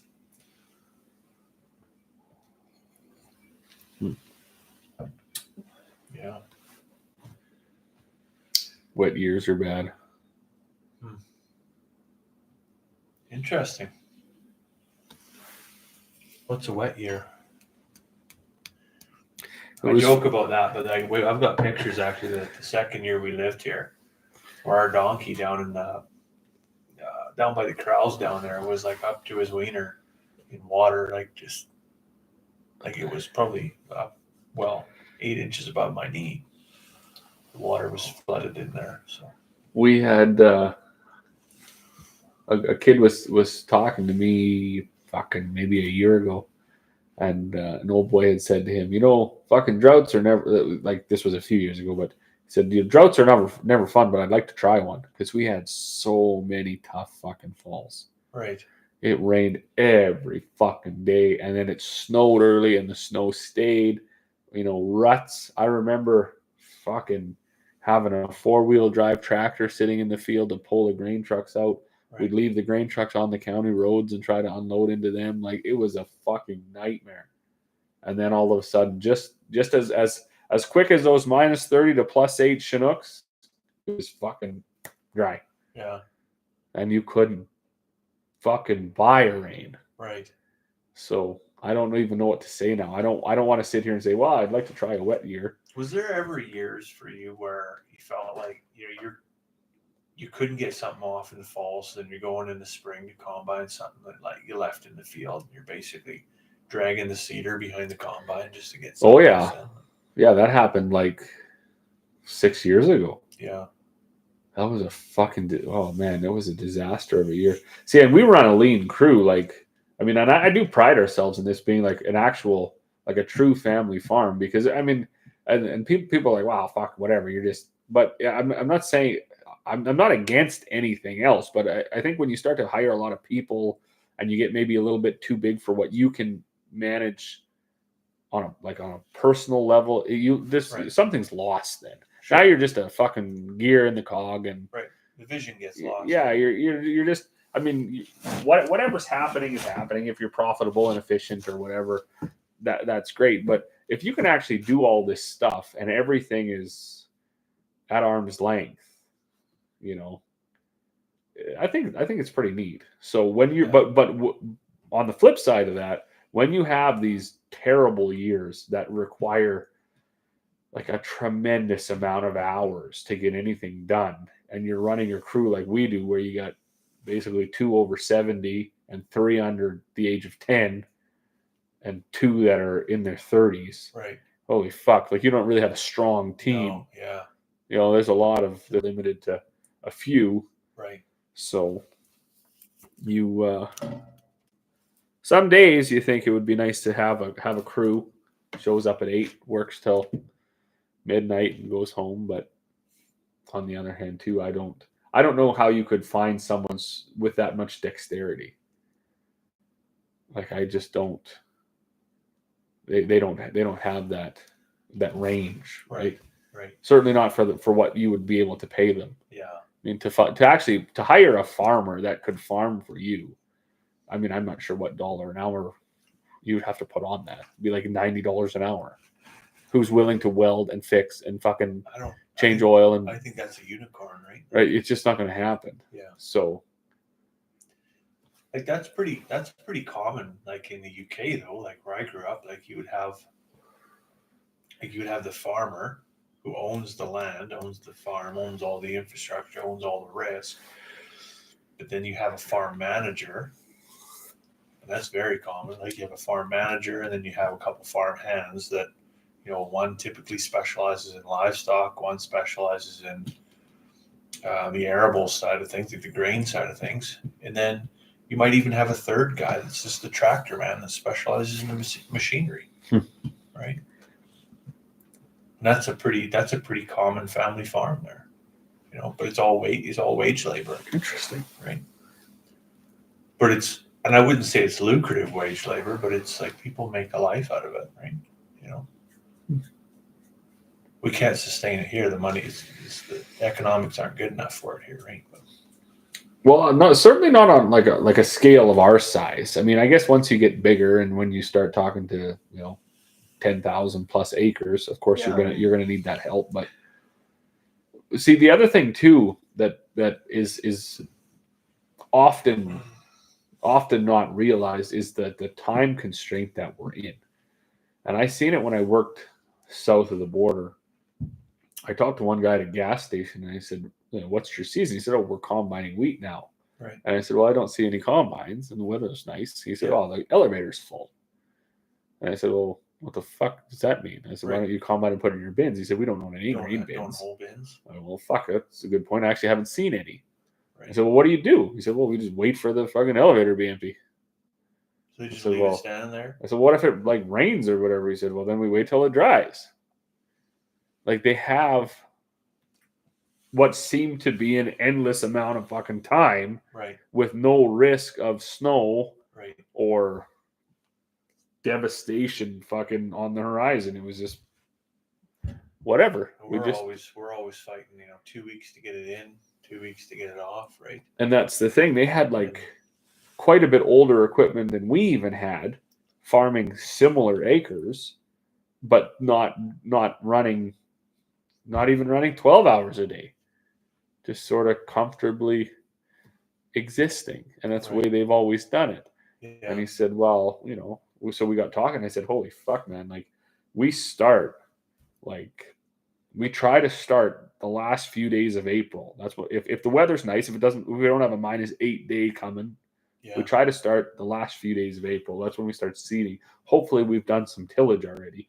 And then we do not seed past the 5th of June. So you've got breakdowns in there. You got weather delays in there. You got whatever else the good Lord may throw at you in there. So you've got, right, if you have 20 fields and you seed a field a day, you got 20 fucking days that you need out of the month of May. Absolutely. So we buy bigger machinery so we can seed 2 fields, 3 fields a day. That buys you time. But with that comes, now you got a wet year. Your field's not as accessible with the large machinery. Right. So you even lose acres because we're mostly rock piles, well sites, fucking lease roads, fence lines, dugouts, everything's in the way. Bush, sloughs. Yeah. You know, there are not actually that many big full quarters of land up here in the Peace Country. Yeah, that's a pretty rare thing. If you were to add up all of the quarter sections to find 160, Yeah. I'm sure the percentage would be so low, Be like pretty under low, under yeah. 10, I would think. Yeah. I mean, they exist. We have a couple, but they're not as prominent as they are, say, in southern Saskatchewan or fucking Australia or in the Midwest.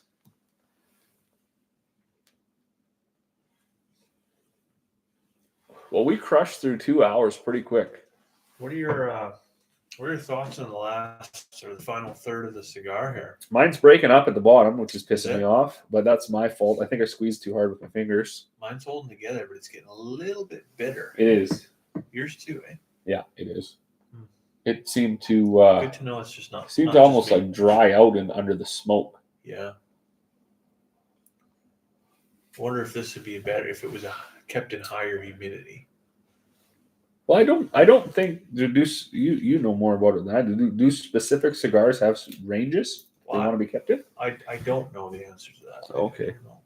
Because I seem to think like it almost has a green space there where it wants to be set. Yeah, like you want to be right around that 70%, right? We're running a little dry right now. Like we're like 65, right? So. Interesting. This whole TikTok died right out after it booted me off. Dropped the F-bombs there and shut them down. Are there any Americans back on TikTok, or was that just a temporary ban? When I was on the boat, I did. Oh, that all happened when you were on the boat. I did actually click on it, and it wouldn't log on. Boy, that was a game changer for social media for me, because I know not everybody's on TikTok. That's whatever watching on YouTube, but yeah, they went through with it. They shut them down. The American government said that they were gonna ban it, but the previous administration said that they weren't going to enforce anything. Trump promised that he was going to work with the owners of ByteDance that own TikTok to figure out a solution. So then 14 hours later, they brought them all back. Or whatever, I shouldn't say brought them all back. It was a stage thing. They got them all back eventually. So, But it was really interesting during that 12 to 14 hour window when there was no Americans. Like we got to see content creators from the UK, from Australia, from New Zealand. Okay. Like some really and like funny, like genuinely funny or interesting people. Sure. Right, instead of just like stupid dances and American form of social media, lip syncing to songs or whatever, right? So that was interesting. And then I got like another 1,000 followers on TikTok over a week. It actually happened pretty quick. Decent. Yeah.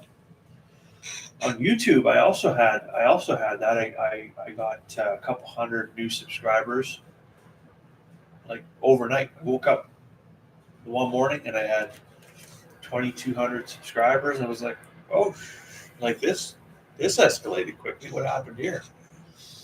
And then the next day they were all gone. So I don't know if it was just a big influx of robots and YouTube ixnayed it or what, but back down in the cellar again. Back in the basement. Yeah. Yeah, we really do struggle here, eh?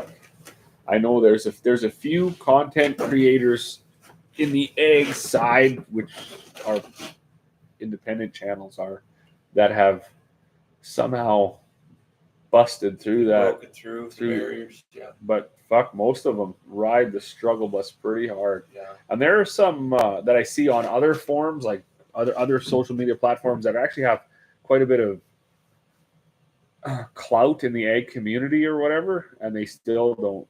As far as like social media, so TikTok and YouTube goes, they still ride the struggle bus pretty fucking hard. Yeah. And I don't really know why. I will say, like my best performing videos that I've got are they're the how-tos where I've fixed something or I've made something, built something. Those are the best ones performance-wise. But it's just not the type of content that I typically make. Right. I'm just trying to share my daily struggles with somebody else. It's as much for me as it is for everybody else, right? Sure. So it helps me legitimize being out there talking to myself, maybe. Sure. You No, know, I feel yeah. that too, right? So- I mean, it almost makes like a It's kind of a sounding board, right? like a daily journal, right? I Yeah. know Jeremy had said he watched a video on how to boost your views or subscribers or whatever, and one of the things they suggested is you to go back and delete your underperforming videos. I'm not really sure why the fuck that would help, but I was thinking like, holy shit, man, I've actually gone back and looked at videos to be like, how did I fix that, or did I even fucking fix that? I know I thought about fixing it. Right. I'm like, okay, well, I'll go back to a comment. Oh yeah, I did fix that. Yeah. Right. So, you know, how old is the feeder chain? You're like, I'm pretty sure I changed that in like 20 fucking. I'll go back and look. Yeah. And there it is, Yeah. right? So.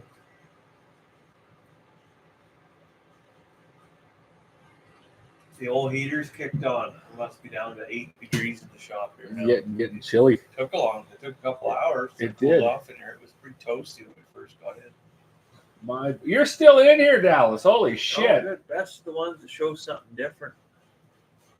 I know. I watch his because he's got New Holland combines, and I really want to get a New Holland combine. But our fucking dealer is such a dirtbag piece of shit, or has been for the longest time, that there's just no way I could. I even was talking to. Hard to put money in that guy's pocket, eh? Well, I was talking to some old Hutterite, like the managers there, eh? And at least the old boys that were driving around in the nice grain trucks. And I asked them, I said, all of the guys, like lots of the big colonies in Saskatchewan, Manitoba, are running New Holland combines. Why don't you? And he said we just cannot trust our harvest in their hands. Is that There's right? just no way. The machines are great. We love the machines. We know, yeah, we hear you. We talk to our friends in other colonies, and they have great luck with them. But up here, you would just be foolish to do it. And then he got to talking about the green ones they were running, and he said, "Fuck yeah!" He said they're not the best. They're just the best service. Right. He said, You can fix them the quickest so- or whatever, right? it was interesting to see that, and I really do think that would be a good asset on our farm, is to get one of those yellow machines cruising around. Right. I know our dealers come a long ways. They had a huge change in management and everything over the last probably 4 years. So Yeah. and they've done pretty good because we run blue tractors, so they've done pretty good there. But I don't know. They've got a lot of new mechanics, like first years and stuff, and sometimes that's not bad though. I mean, they struggling the same as everybody else. yeah, but I mean they're brought up maybe right. They go right through New Holland specific training, and they know because that's the other thing too. I mean, sometimes you get a mechanic with 35 years experience. They come out like, I have no fucking clue what's going on here. Yeah. Like, this is so beyond me, right? Sure. So you get a first year who's like, oh yeah, no, I seen that. Fucking, right? It's no problem. Right. So I don't know. We'll just we like to have a lot of old shit. It's like a lot of things instead of just one good one, because the one good one, it might lose signal one day and fucking never work again, where the old one probably will. So what does he say? Compared to the red dealership, those guys at the yellow dealership were way better. Yeah, I've heard that. I'm not sure. We pretty much have to stick with the green harvest equipment for now, because they figure shit out. It's expensive, Yeah. but at least you're going again. So I know the one guy up here that does run New Holland, he said, fuck, there was one fall where they didn't have anybody. Right. And then my dad said, he's like, well, maybe it's not such a big deal anyways, because the bills are so high anyway. So forget about the cost, but maybe you just phone a dealer from down south and they fly a fucking mechanic up for the week. Yeah. Go through your machine, fix the fuck thing, and Right. you pay for their hotel room. So what? You're out fucking $15,000. I just spent fucking 40 on the John Deere. Right. Exactly. So maybe.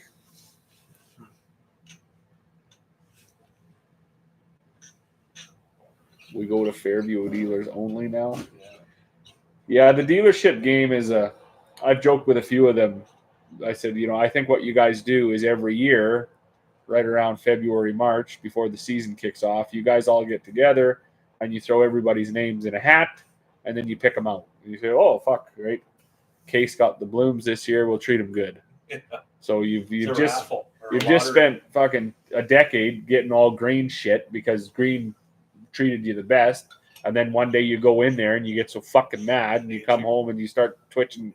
You go over to a case and they're like, oh yeah, no, we'll hook you up with a demo and this, and then you're like, well, fuck, So you start switching over to red, and fucking 10 years later, somebody else pulls your name out of the fucking hat, and you start all over again. Yeah. Just like the election, right? They say the swings are done by the maddest people. You only vote when you're mad enough. Pretty much. So then you just vote for someone who isn't pissing you off, and then fucking 8 years later you're mad at them too. So then you vote somebody else.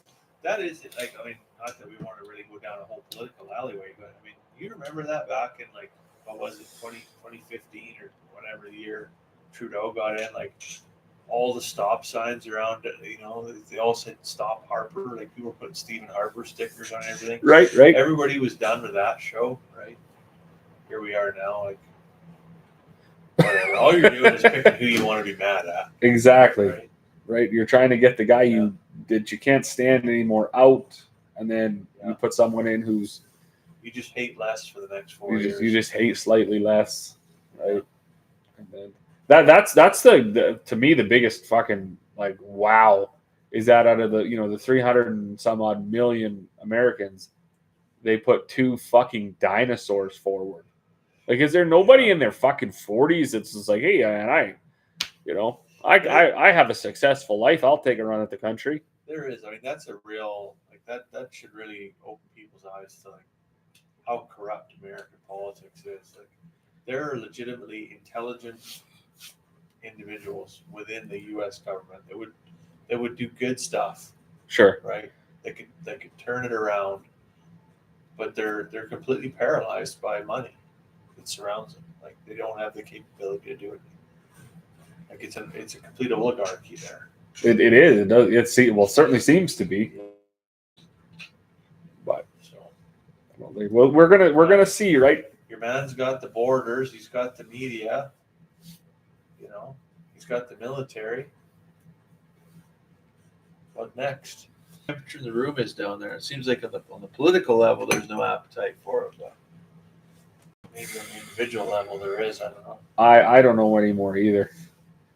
You think you got it figured out, and then somebody, some new guy sets up a poll, and it's like, holy fuck, I wouldn't have believed that. Yeah, I mean, I don't think it's possible. I don't think it's possible in our lifetime to see like the U.S. annex Canada.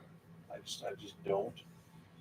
I think, not only would you have to convince the majority of the populace, the First Nations groups that would be involved there, that would have to have their say in it. Mm-hmm. I don't think you could convince them. Like, Canada committed enough atrocities with First Nations, never mind what the fucking U.S. did. I can't imagine life would get better for them. I can't imagine too many Canadians being like, I mean, I know our healthcare is technically free, but it is pretty shitty, I guess. But still, would you be willing to give up what you got to go to it?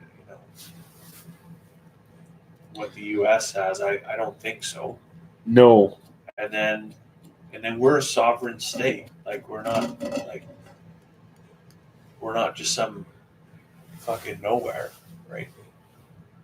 But I always wonder about the medical system, and I was wondering when I was driving around down there, like, they're all alive too. It kind of makes it. They're not though. Like, but it kind of makes it seem that, oh fuck, I stepped on a nail. I'm going to the hospital. It's going to cost $10 million fucking dollars to get the nail out. But it must not. I mean, they have insurance too and shit. I mean, maybe the sales on rubbing alcohol are a little higher. I don't know. So I always wonder that, because first aid we've got that extremely polarized. I wouldn't be. I don't think I'd want to give either Canada's healthcare up. I think we got a long ways to go, but there's a lot of people down there too, and when you have folks up here that are really, really fucking sick, the healthcare system doesn't work for them either. You're not wrong. Again, that is a legitimate concern. Like, if you need to go into an emerge department and get like emergency treatment, if you're willing to wait 6 to 8 hours, you can probably get patched up. But if you're legitimately ill, like with some type of quality of life affecting disease, good luck. Like, have you considered assisted suicide? That's basically it, right? Have you considered dying? Yeah. Because, and I mean, we know, even in our community, lots of lots of very unfortunate fucking medical situations that are extremely fucking fatiguing for everybody involved, and even the community at large is frustrated by it. So we In Sask, our crooked government wants a 2-tier healthcare system. Well, our conservative or UCP government that we have here in Alberta is not that far away, actually. You don't really see that messaging coming out of Danielle Smith, but definitely the predecessor on the conservative side, Jason Kenney, for sure, was pushing for a 2-tiered healthcare system. Basically by trashing the healthcare system that we had, which is still, whatever, despite multiple people at the top, is in shambles. Like, it's an absolute shambles. Mismanaged, heavy on middle management, and not patient first, right? It's an absolute sin what's happened to our healthcare system. What Chad say there? The neighbor farming can barely walk in his early 60s, waiting 3 years for hip now. He's fit and active and still no couch potato. So we hear those all the time. Yeah, Knees, ankles, hips. Fuck. I mean, if your joints are worn out, you probably will die before you get something done. Like, so you're too young, and then by the time there's a spot on the list. Wow, you're too old for that spot now, right? So I mean, I don't think we can stand on any hill and really beat our chest like we've got it all fucking figured out either. But no. One thing that they definitely have argued though is childbirth. Like, we have that figured out. If you are in a situation where you're going to be involved in childbirth, you're pretty much, you don't get a better shot at that. That is a huge. It's certainly in North America, right? Yeah. I mean, and that's what you do here is it's like especially if you have a difficult childbirth, you go in, you leave with your kid. There's no bill. I couldn't. Like, I don't know what yourself and Corey went through with Olivia and stuff, but like with our youngest, went in. We have both our kids were C-sections, and the youngest one, although we came out of the hospital for a couple of weeks, we're back in. We're in the ICU for like 12 days. Mm-hmm. I couldn't imagine coming out of that and then being like, oh, here's a $180,000 bill. Right. Like, how would you ever, like, how could you manage that? Like, Well, that was a similar thing, right? We had some not so good, like it turned out to be nothing anyways. But we had some interesting info based on ultrasounds and blood tests and stuff like that. So we were back and forth to the city all the time, and like it was incredible for me to see at the end, by the time the accountant was involved and everything, how much of that shit was covered. Right, the trips, the hotel rooms, there was quite a bit of provisions for that around childbirth. Just built into the tax So, law, and I thought, wow, that's incredible, right? And then I mean, we had the whole thing. We had 3 or 4 days in the ICU right after, and then home, and then some regular checkups after that. But no bill, right? $0. It's a pretty good start to the world. So. I mean, but then and then on the flip side, my mom's had some knees and some fused joints and this, that, and the next thing, and it's a fucking nightmare watching her navigate the system. It is. I think it's a hard pill to swallow, realizing that you're going to get to 60 years old, and then you're, from a health perspective, you're basically on your own. Right. You're abandoned, right? Like, we'll get you out into the world. And that's it. I know at one of the consultations that they had, my dad was with her, and the doctor said, "Oh, you're too young." And he said, "What are you talking about? When are you going to fix her knees when she's fucking 90? Right. Like, what the fuck is the point of that? Right. When we wheel her in a wheelchair, and then you're like, oh fuck, good, you should fix your knees now." Right. I mean, it's too late, right? I mean, quality of life is still there. There's still lots to do. So why don't we do this? Well, while you're still young enough to heal from it too, right? Try going for surgery at 90, thinking you're ever going to heal from that. It's not going to happen. Yeah. Well, yeah, so it'll be interesting to see. I think again, what's going to happen with the tariffs here? Is that going to be good for our economy? Bad for our economy? I can definitely say, though, I was talking to a grain merchant 2 days ago, and he said that I got the award for the only person that had a positive fucking spin on it. Yeah. So I thought that was good. I try to be optimistic. This fucking shit is so far out of our control. What are you going to do, right? Well, it is, but it's interesting, maybe somewhat frustrating to hear the I don't know if it's propaganda, but definitely what's being pitched Oh, shit. as the reasoning behind the tariffs. Like it's not so much like that the U.S. is at a disadvantage or that Canada is at an advantage over anybody else in the world, but it's like, well, there's so much fentanyl coming in and terrorists coming from Canada, which whatever. There was a significant migrant population that came to Canada that's gone down to the U.S. Yeah, I'm sure they are seeing a cultural shift occurring there with that many people Sure. coming into the country. But you can't tell me that there's that much fentanyl coming south of the border through Canada into the States. Canada gets 25% tariffs. Mexico gets 25% tariffs. China gets 10% tariffs. Right. What's up with that? Well, I think the man is aware, right? What I find really interesting is all of the see when I watch a lot of the content on social media, I spend a lot of my time in the comment sections to try to get a feel of where people are at, eh?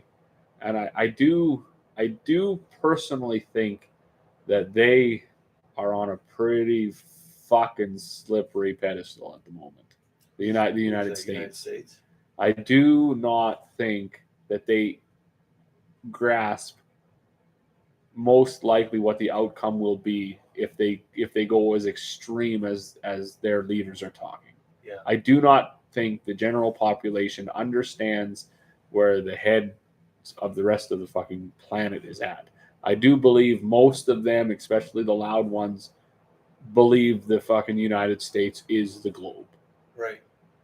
For sure they do. And I think they'll get one fuck of an awakening if they push forward with the aggression that they seem to be planning. Yeah.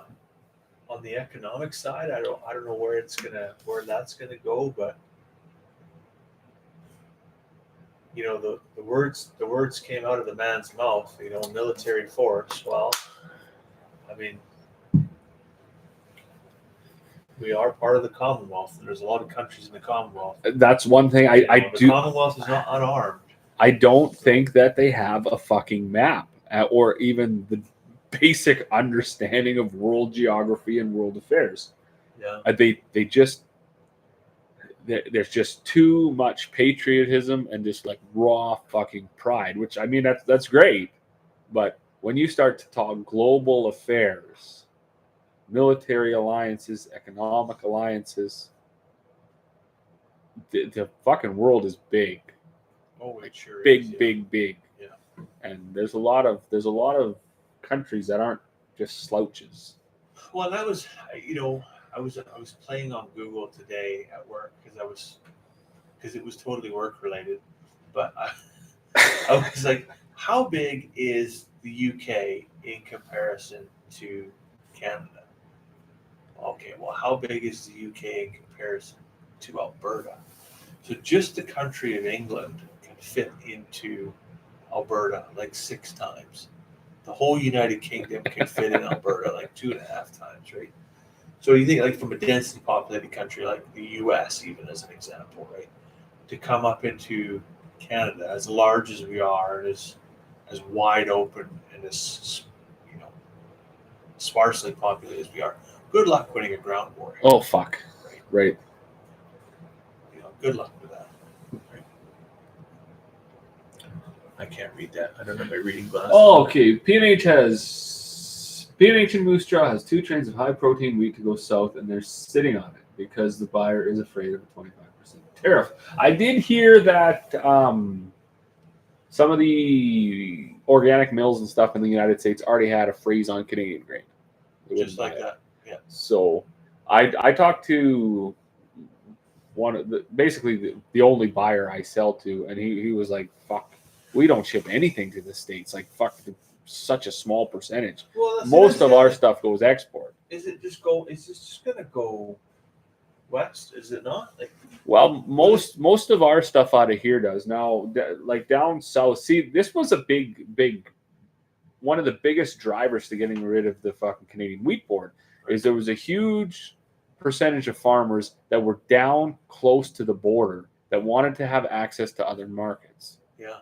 So, but I mean, for us up here, it was actually probably an advantage to have the wheat board because that pooling system and then that shopping system was better because we had no fucking outlet.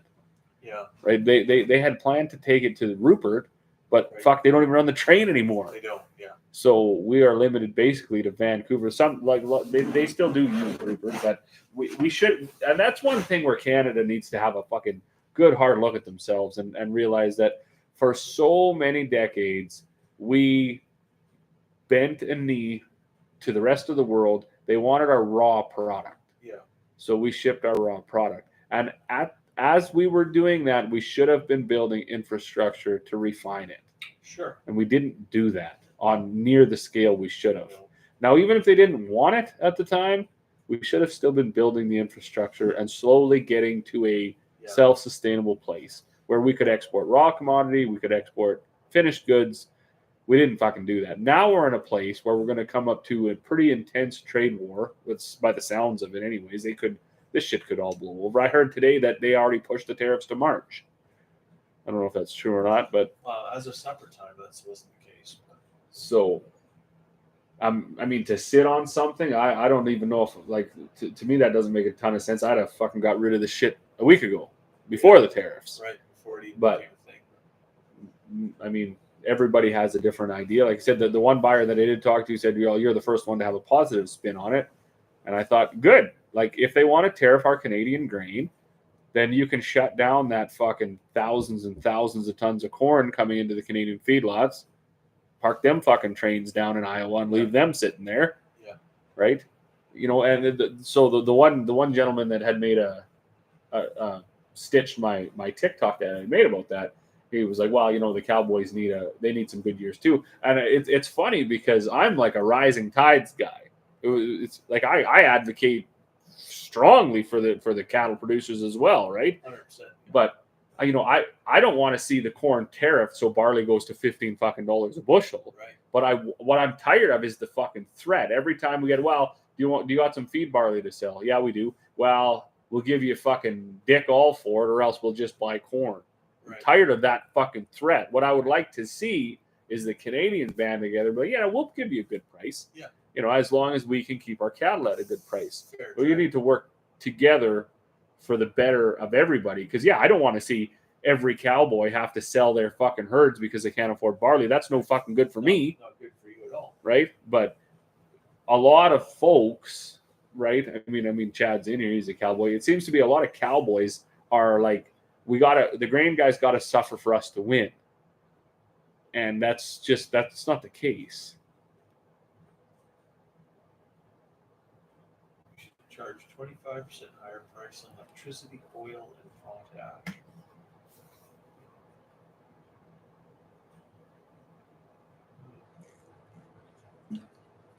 Well, I'm not sure what they got planned down in old fucking Parliament Hill there, but they claim they got it figured out. So we'll see tomorrow morning.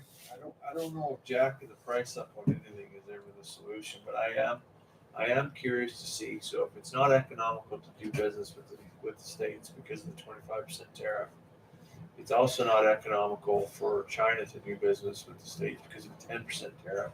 Maybe that opens up a possibility for Canada to do more trade with the Asian markets and into Europe, right?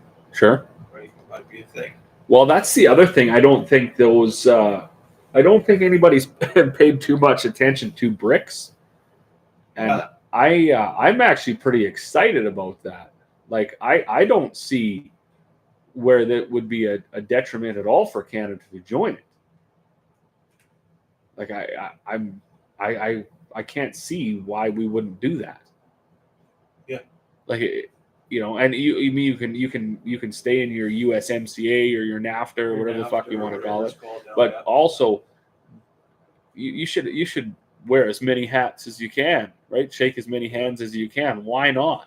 Well, I honestly think what's happened in the next 24 hours is basically you tearing up whatever trade agreements you have, like NAFTA or whatever it is today. I don't know if it's still NAFTA or not, but well, they had their big basically USMCA that they fucking negotiated, and he's already doesn't like. but it's already done. He fucking negotiated it. Yeah. That's what I don't get. He was so proud of it. Saying that Canada's ripping off the states to $100 billion, though, like that's just not factual. No. Right? So It's actually quite a stupid thing to say. Yeah. Like, right? I mean, that could be like me saying I have a fucking deficit to John Deere because I buy their machinery and use it. Right. It's fucking stupid. It's like ludicrous, you can understand why the man has a fucking few hotels and that's it. Yeah. Like, he's not an actual titan of fucking industry. No. He's a guy that has some fucking apartment buildings. Right. And a big fucking mouth. So, because like or you saying, oh, I got a fucking $70,000 fucking deficit with GM because you have a fucking truck. Right. It's like, what the fuck are you talking about? Give them more money. You bought that and you're using it. Yeah. And it's making you money to have it. Yeah. So it's not you.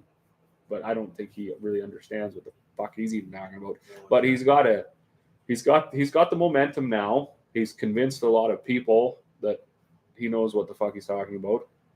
And I mean, I guess we're gonna see. See how we're it plays going out. to see. See how it plays out. Yeah. Yeah. Well. And pipelines to the coast would be handy now. Yeah, they would. Yeah. We do have a few. We probably should have had a few more. We should have had them going east. We should have had them going west. We should have, but we don't. So lesson learned, I guess. I know. I see. I don't put the blame on anyone. I put the blame collectively on us because we had 50 fucking years of conservative rule in Alberta, and we didn't seem to do a whole bucket bunch with that either. No. So no, we didn't. now, I mean, I'm not supporting anybody, but I'm just not willing to dump the fucking entirety of the blame for 155 fucking years as a country or where we're at now, something like that. So on to the last 9. Right. That was the problem. Yeah. Yeah. I mean, it wasn't the best. Even like you say, like for all the years that everybody struggled, got the infrastructure built, and then what? Did we put any money into maintaining it? No. Did we put any money into continuing to build it? No.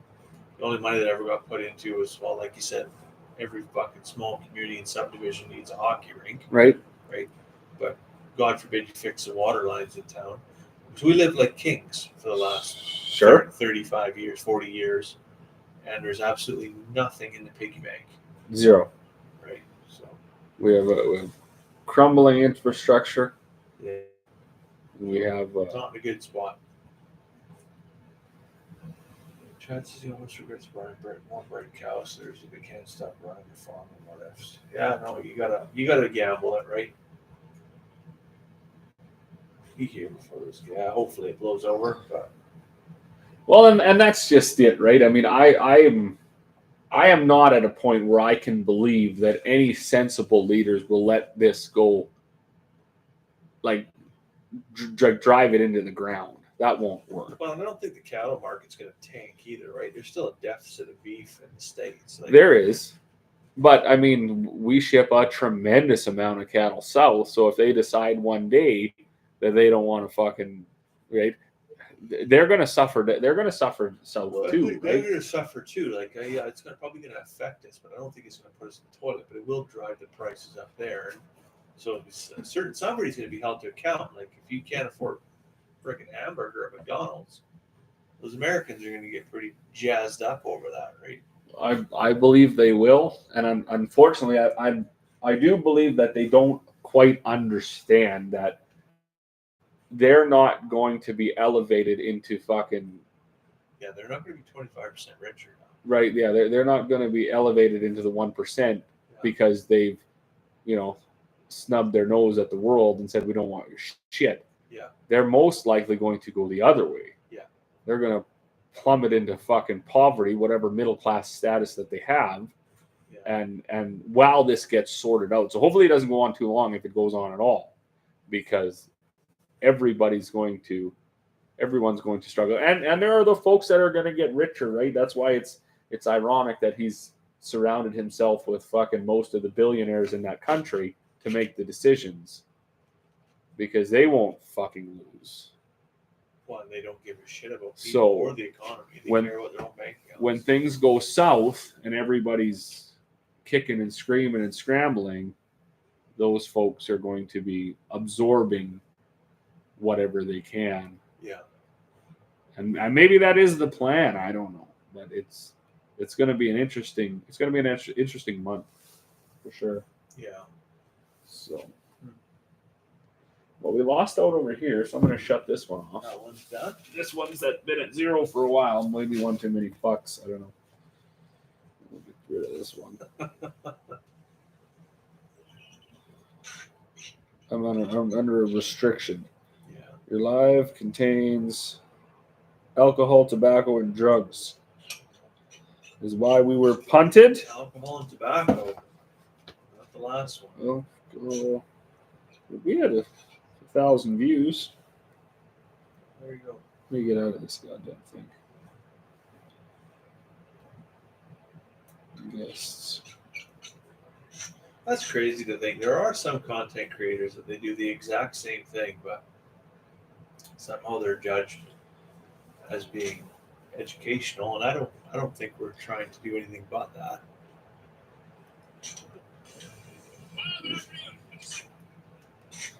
I don't get it either. It is what it is. 2 hours and 42 on that one. Still a pretty good audience. We were up to like 15, 16 there for a while, eh? 6 left.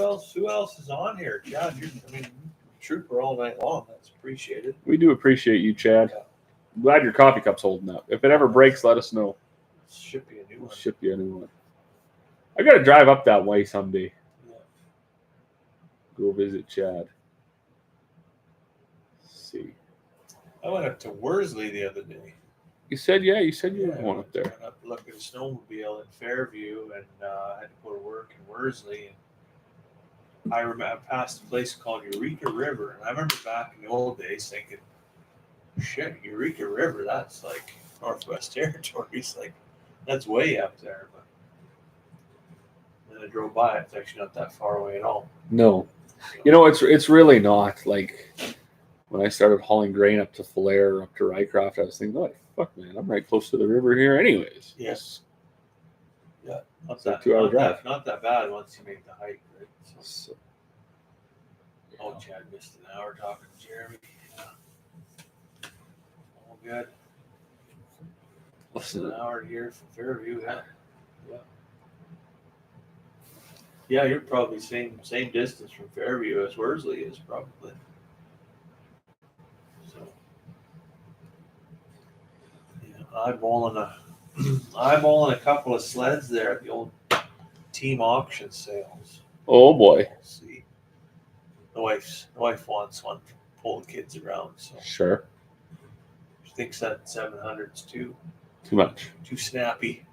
Okay, But I did get my air filter in finally. were you having air filter issues? Well, it was completely toast, right?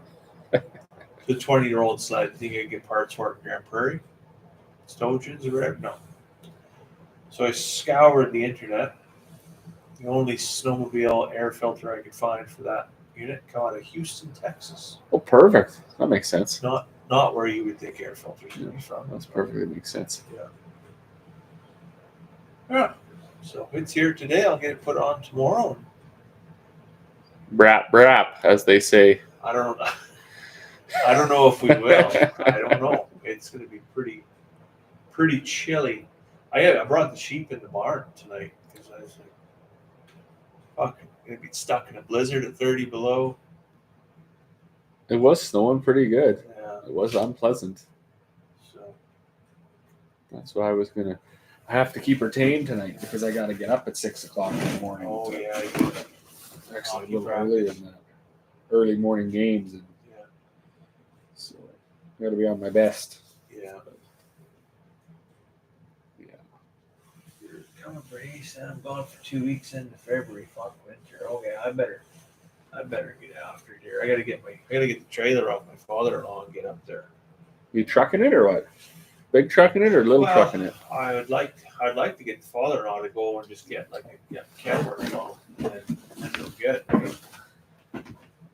That would be ideal. I might just come for 10 or 11 or whatever I can get from him. So with the gooseneck.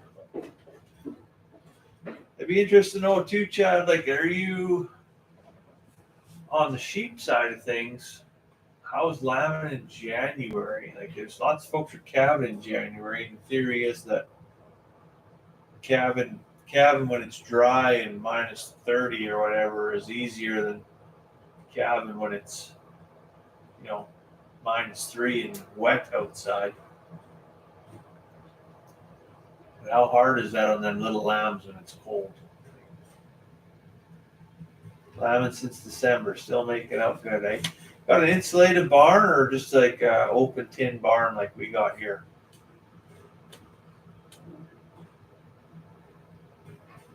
Oh, lucky bastard. Yeah. Well, that's good. That's good. Yeah. I think we gotta push it a little bit earlier. We're looking at a March 15th start date again. That was earlier than what we previously used to do, but I still think there's room to push it earlier. Heated section go into a cold section, then outside. Interesting.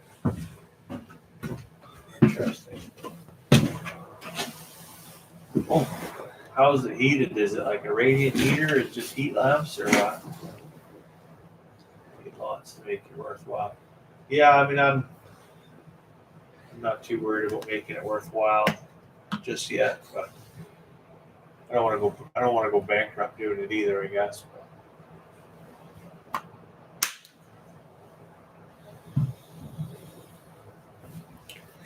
You getting some sheep knowledge? Well, yeah, I was just asking Chad about lambing earlier in the year, like January lambing. Like, wouldn't be fun. Use the frost fighter, keeps it 0. Cameras to watch. Okay, yeah, that makes sense. You're probably burning a bit of diesel there. I want to get one of those. You think are they that hard on fuel? I'm sure you'd be fueling up a couple times a day, right? So, yeah. I thought if I ever got ballsy enough to put my mill inside, Yeah. I would heat it with a Right. frost fighter. But Uses company diesel. Well, that works even better. Yeah. We'll see. Like, once we built the barn, we didn't have a real winter, so I don't know if that was really. I think it's maybe skewed my decision-making process. Maybe I think I could get away with going a little bit earlier by having the barn, but it doesn't make it any less cold. Now that we're getting lots of snow, I think I need to really evaluate come March what that looks like. And you never know.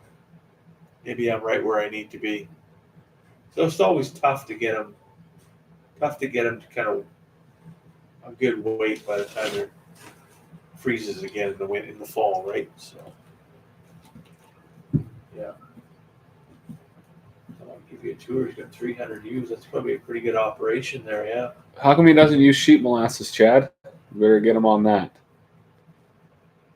We'll have to go up for a tour, take a tote. Had enough of Chad's naysaying molasses.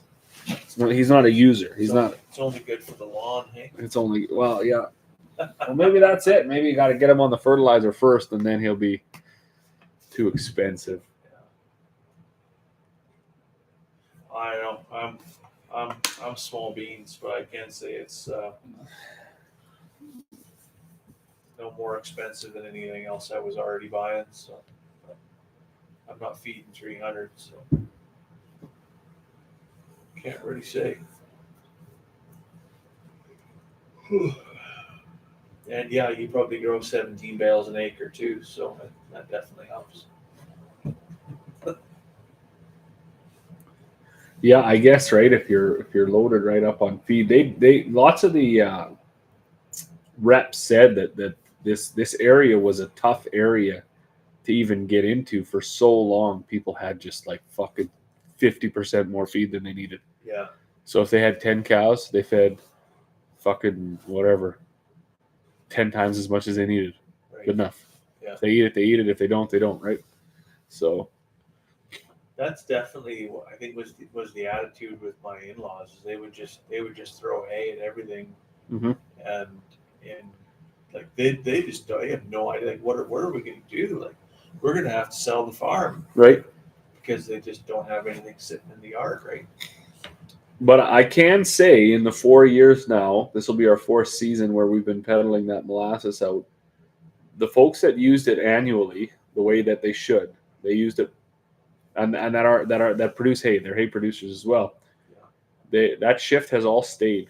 They're like, nope, this is what you have to do, and then they sell their they even sell excess hay, Right. right? So they buy back straw or whatever.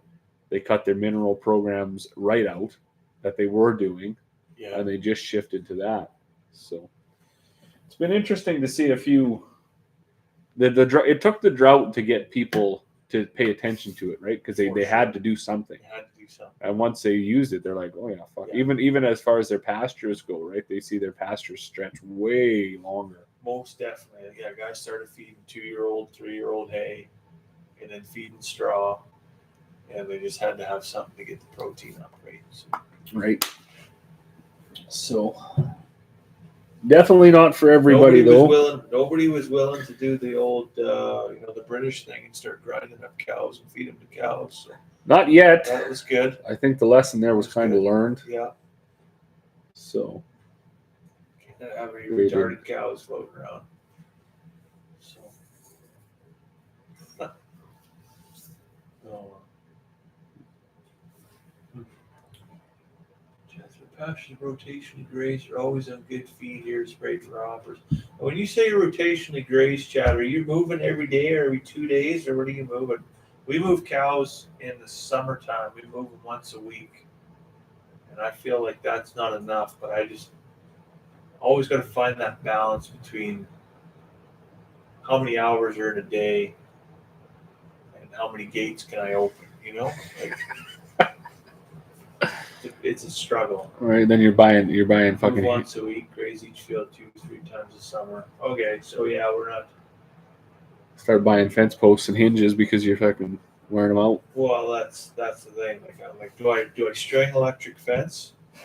Because everything's fenced fence, right? Like, we got no electric fence for the cows. Well, I see you got a big electric fencer down there now, though, or what? The new unit, or what? Today, I went to. Oh yeah, you probably didn't watch today's YouTube video. PV Mart's closing. Hey, fucking success. 30% off fencing materials. So I went in there and I just bought the biggest solar energizer I could find. I was going to get in a scrap with another fella, but because he had a bigger one. But I was like, whatever. So it was $650 or whatever for this energizer. I got it for $475. So, oh, win. Yeah. That's a baby fencer compared to mine. Oh, probably. Probably is, yeah. It's quite a bit bigger than mine. Mine's only like this big. I don't know. You start dropping $500 on electric fencer. It's like it's a lamb and a half in the fall, right? So yeah, I don't know what the solution is. Get power everywhere, or get solar, or what's the solution? I don't know what everybody does, but he's just making it up as they go. That's what you do. It's a long game, right? Yeah. It's a long game. Yeah. Wife didn't yell at me anyways. I know that. She went there earlier in the day and bought a whole bunch of those step-in fence posts, which they're good for 1 or 2 years, and Sure. they're shit, right? But Them white ones. the white ones, yeah. Yeah, we bought a bunch of those too. Yeah, they are good. They're good in the summer if you're gonna move them around, but any of them that you leave when it gets too dry, you can't get them fucking out. When it freezes in the ground, you can't get them out. I don't know what the answer is either. Yeah. Freestanding panels, Freestanding panels. about fucking yeah, what- 2,000 of those. What are they worth now? $700 a piece, probably. I don't even know. Like, I know. Well, that year that I had messaged you, I think I bought fucking 12 or something. Or yeah, I should have bought fucking 2 liner loads had I known. right. But Yeah, you're not wrong. Like with the year we built the barn, I had the money even at the time. Of course, spent it on something else now, but yeah, I should have just spent it all on panels. I just got set up, but instead I decided to fucking move the water trailer across the yard that one time without unhooking the garden hose. Rip the fucking AC unit off the side of the house, and that was that was a funny video. That was expensive. Holy. Save half your fucking life to put an air conditioner on the house and then Just rip it the fuck off. rip it the fuck off the house, drag it across the yard, fucking 50 feet. I can And then imagine just- what and then you just put a thought new when one you on. turned around and realized I what didn't that realize. smashing My was. wife sent me a picture when I was at work. She's like, "What the fuck is this?" That is funny. Shit. That's just a good time. Yeah. Can't even be real sad about it. Oh, I'm over it now. I haven't done that yet, but Yeah. I'm over it now, but still. sure glad we got the fucking things though the last couple the of last years, few years, Especially your house. Fuck, man. Well, you see the side of my house, like the siding Holy melted. It's fuck. so hot, the siding melted off of it. So And Yeah. those big fucking windows, Jesus Christ! Because you face a little, mostly south, but a little bit east, right? we face mostly south, yeah. See, We're we're straight south. The big Are you windows straight south? The big windows are straight south. oh, okay. See, It's we're nice this time of year. Like when it's cold out, 11:30 in the morning, pop the blinds up, and we just turn the fan on. Oh, and it just heats the house with the sun. because we're south. We're southeast, southeast. Yeah. And same thing, yeah. Even after lunch, 2-3 in the afternoon, you almost cannot sit at the kitchen table. Just cooking in there. Yeah. It just melts you. But yeah, the furnace never runs, right? Yeah. I actually hauled a bunch of wood over before I left, so that was it. I'm glad we put that in there too. Yeah. There's nothing like wood heat. Big fan. How much you burning? Like we didn't run it for probably the last 3 or 4 weeks, so we'll probably go through like 3 tote bags of wood this year. Yeah. Something like that, because we're gonna run her now for when it's cold. Yeah, right. why not? Yeah. So, but we didn't. I went crank my in-floor heating up to 20 degrees in the basement, and that significantly reduced the furnace run time. Sure. Just everything's just coming Right. up, right? So That I wish we would have done. I wish I would have talked to you before we didn't do that, because that basement is some fucking cold. Holy moly! yeah, it is. It is nice. Like you can just lay on that floor. We don't have any carpet. It's all vinyl plank in the basement. Yeah. It's hard. It's not comfortable that way, but like, you don't touch the floor and be like, hit the chills, right? So Well, unfortunately, in ours you do. We got to have it like at the end of the hallway where the kids' rooms are. We have to run a fucking heater.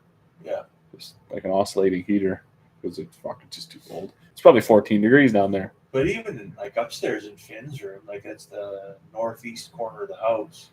It's the furthest place from the furnace.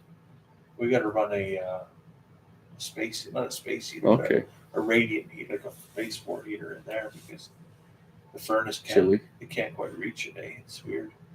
Well, I find It's always like 4 degrees colder in the rest of the house. later in the fall I shut all the heat vents off upstairs and open them all downstairs. Oh, yeah. So before that mount on the wall gets warm, that basement's got to be warm. But of course, that house actually is fairly well insulated. You don't find when you shut all your furnace vents off upstairs that it sounds like you're running a vacuum in the basement when the furnace kicks on. Like it's not like. Well, I mean, I guess I shouldn't say they're all closed, but they're mostly all closed. But no, I don't notice. I guess I've never really downstairs when the furnace is on. And there's enough vents downstairs, I guess. If I shut even one, it just sounds like Oh no, It's no, fucking windy or whatever in the house. no. Hmm. Not the case. So Chad wants to have a nap in the wintertime. So yeah, that's beautiful. Sitting on the couch, sun shining in there. 2:30 in the afternoon, catch a couple Z's.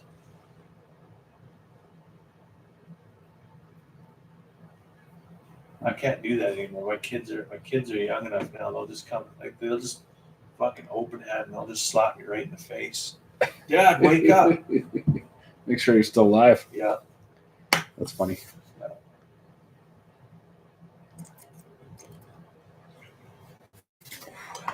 Time it just right. If they're timed out for the day and they're gonna have a little nap, then it works out. Yeah. Well, what do you think?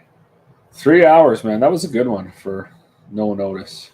When was the last one we did? Like 9 months ago? It was a while, It's been a day or two. and that was just an off the cuff one too. We were Canadians for Kamala. I think the last one we did, we were struggling between TikTok and YouTube the last time. I think Yeah, we had shit over there, and we had shit over here, and we had every service. connection issues for quite a while for some That was odd lots of reason. Connection issues, yeah. Elon was letting us down. We tried. Maybe it's because we were Canadians for Kamala that night. That could be, yeah. We tried to stimulate the conversation. Government-mandated restrictions. So, but yeah, no, that was a good one. I think it's probably. Well, good. Let Chad go to bed. Whoever else is in here, it's fun. Whoever else is on, yeah. Unfortunate nobody else Crowd. piles in, but that's okay. So, Okay, well, anyways, good evening. have Enjoy. a fantastic night. Stay warm. See you next time. Put this in there too. See if it'll dry out.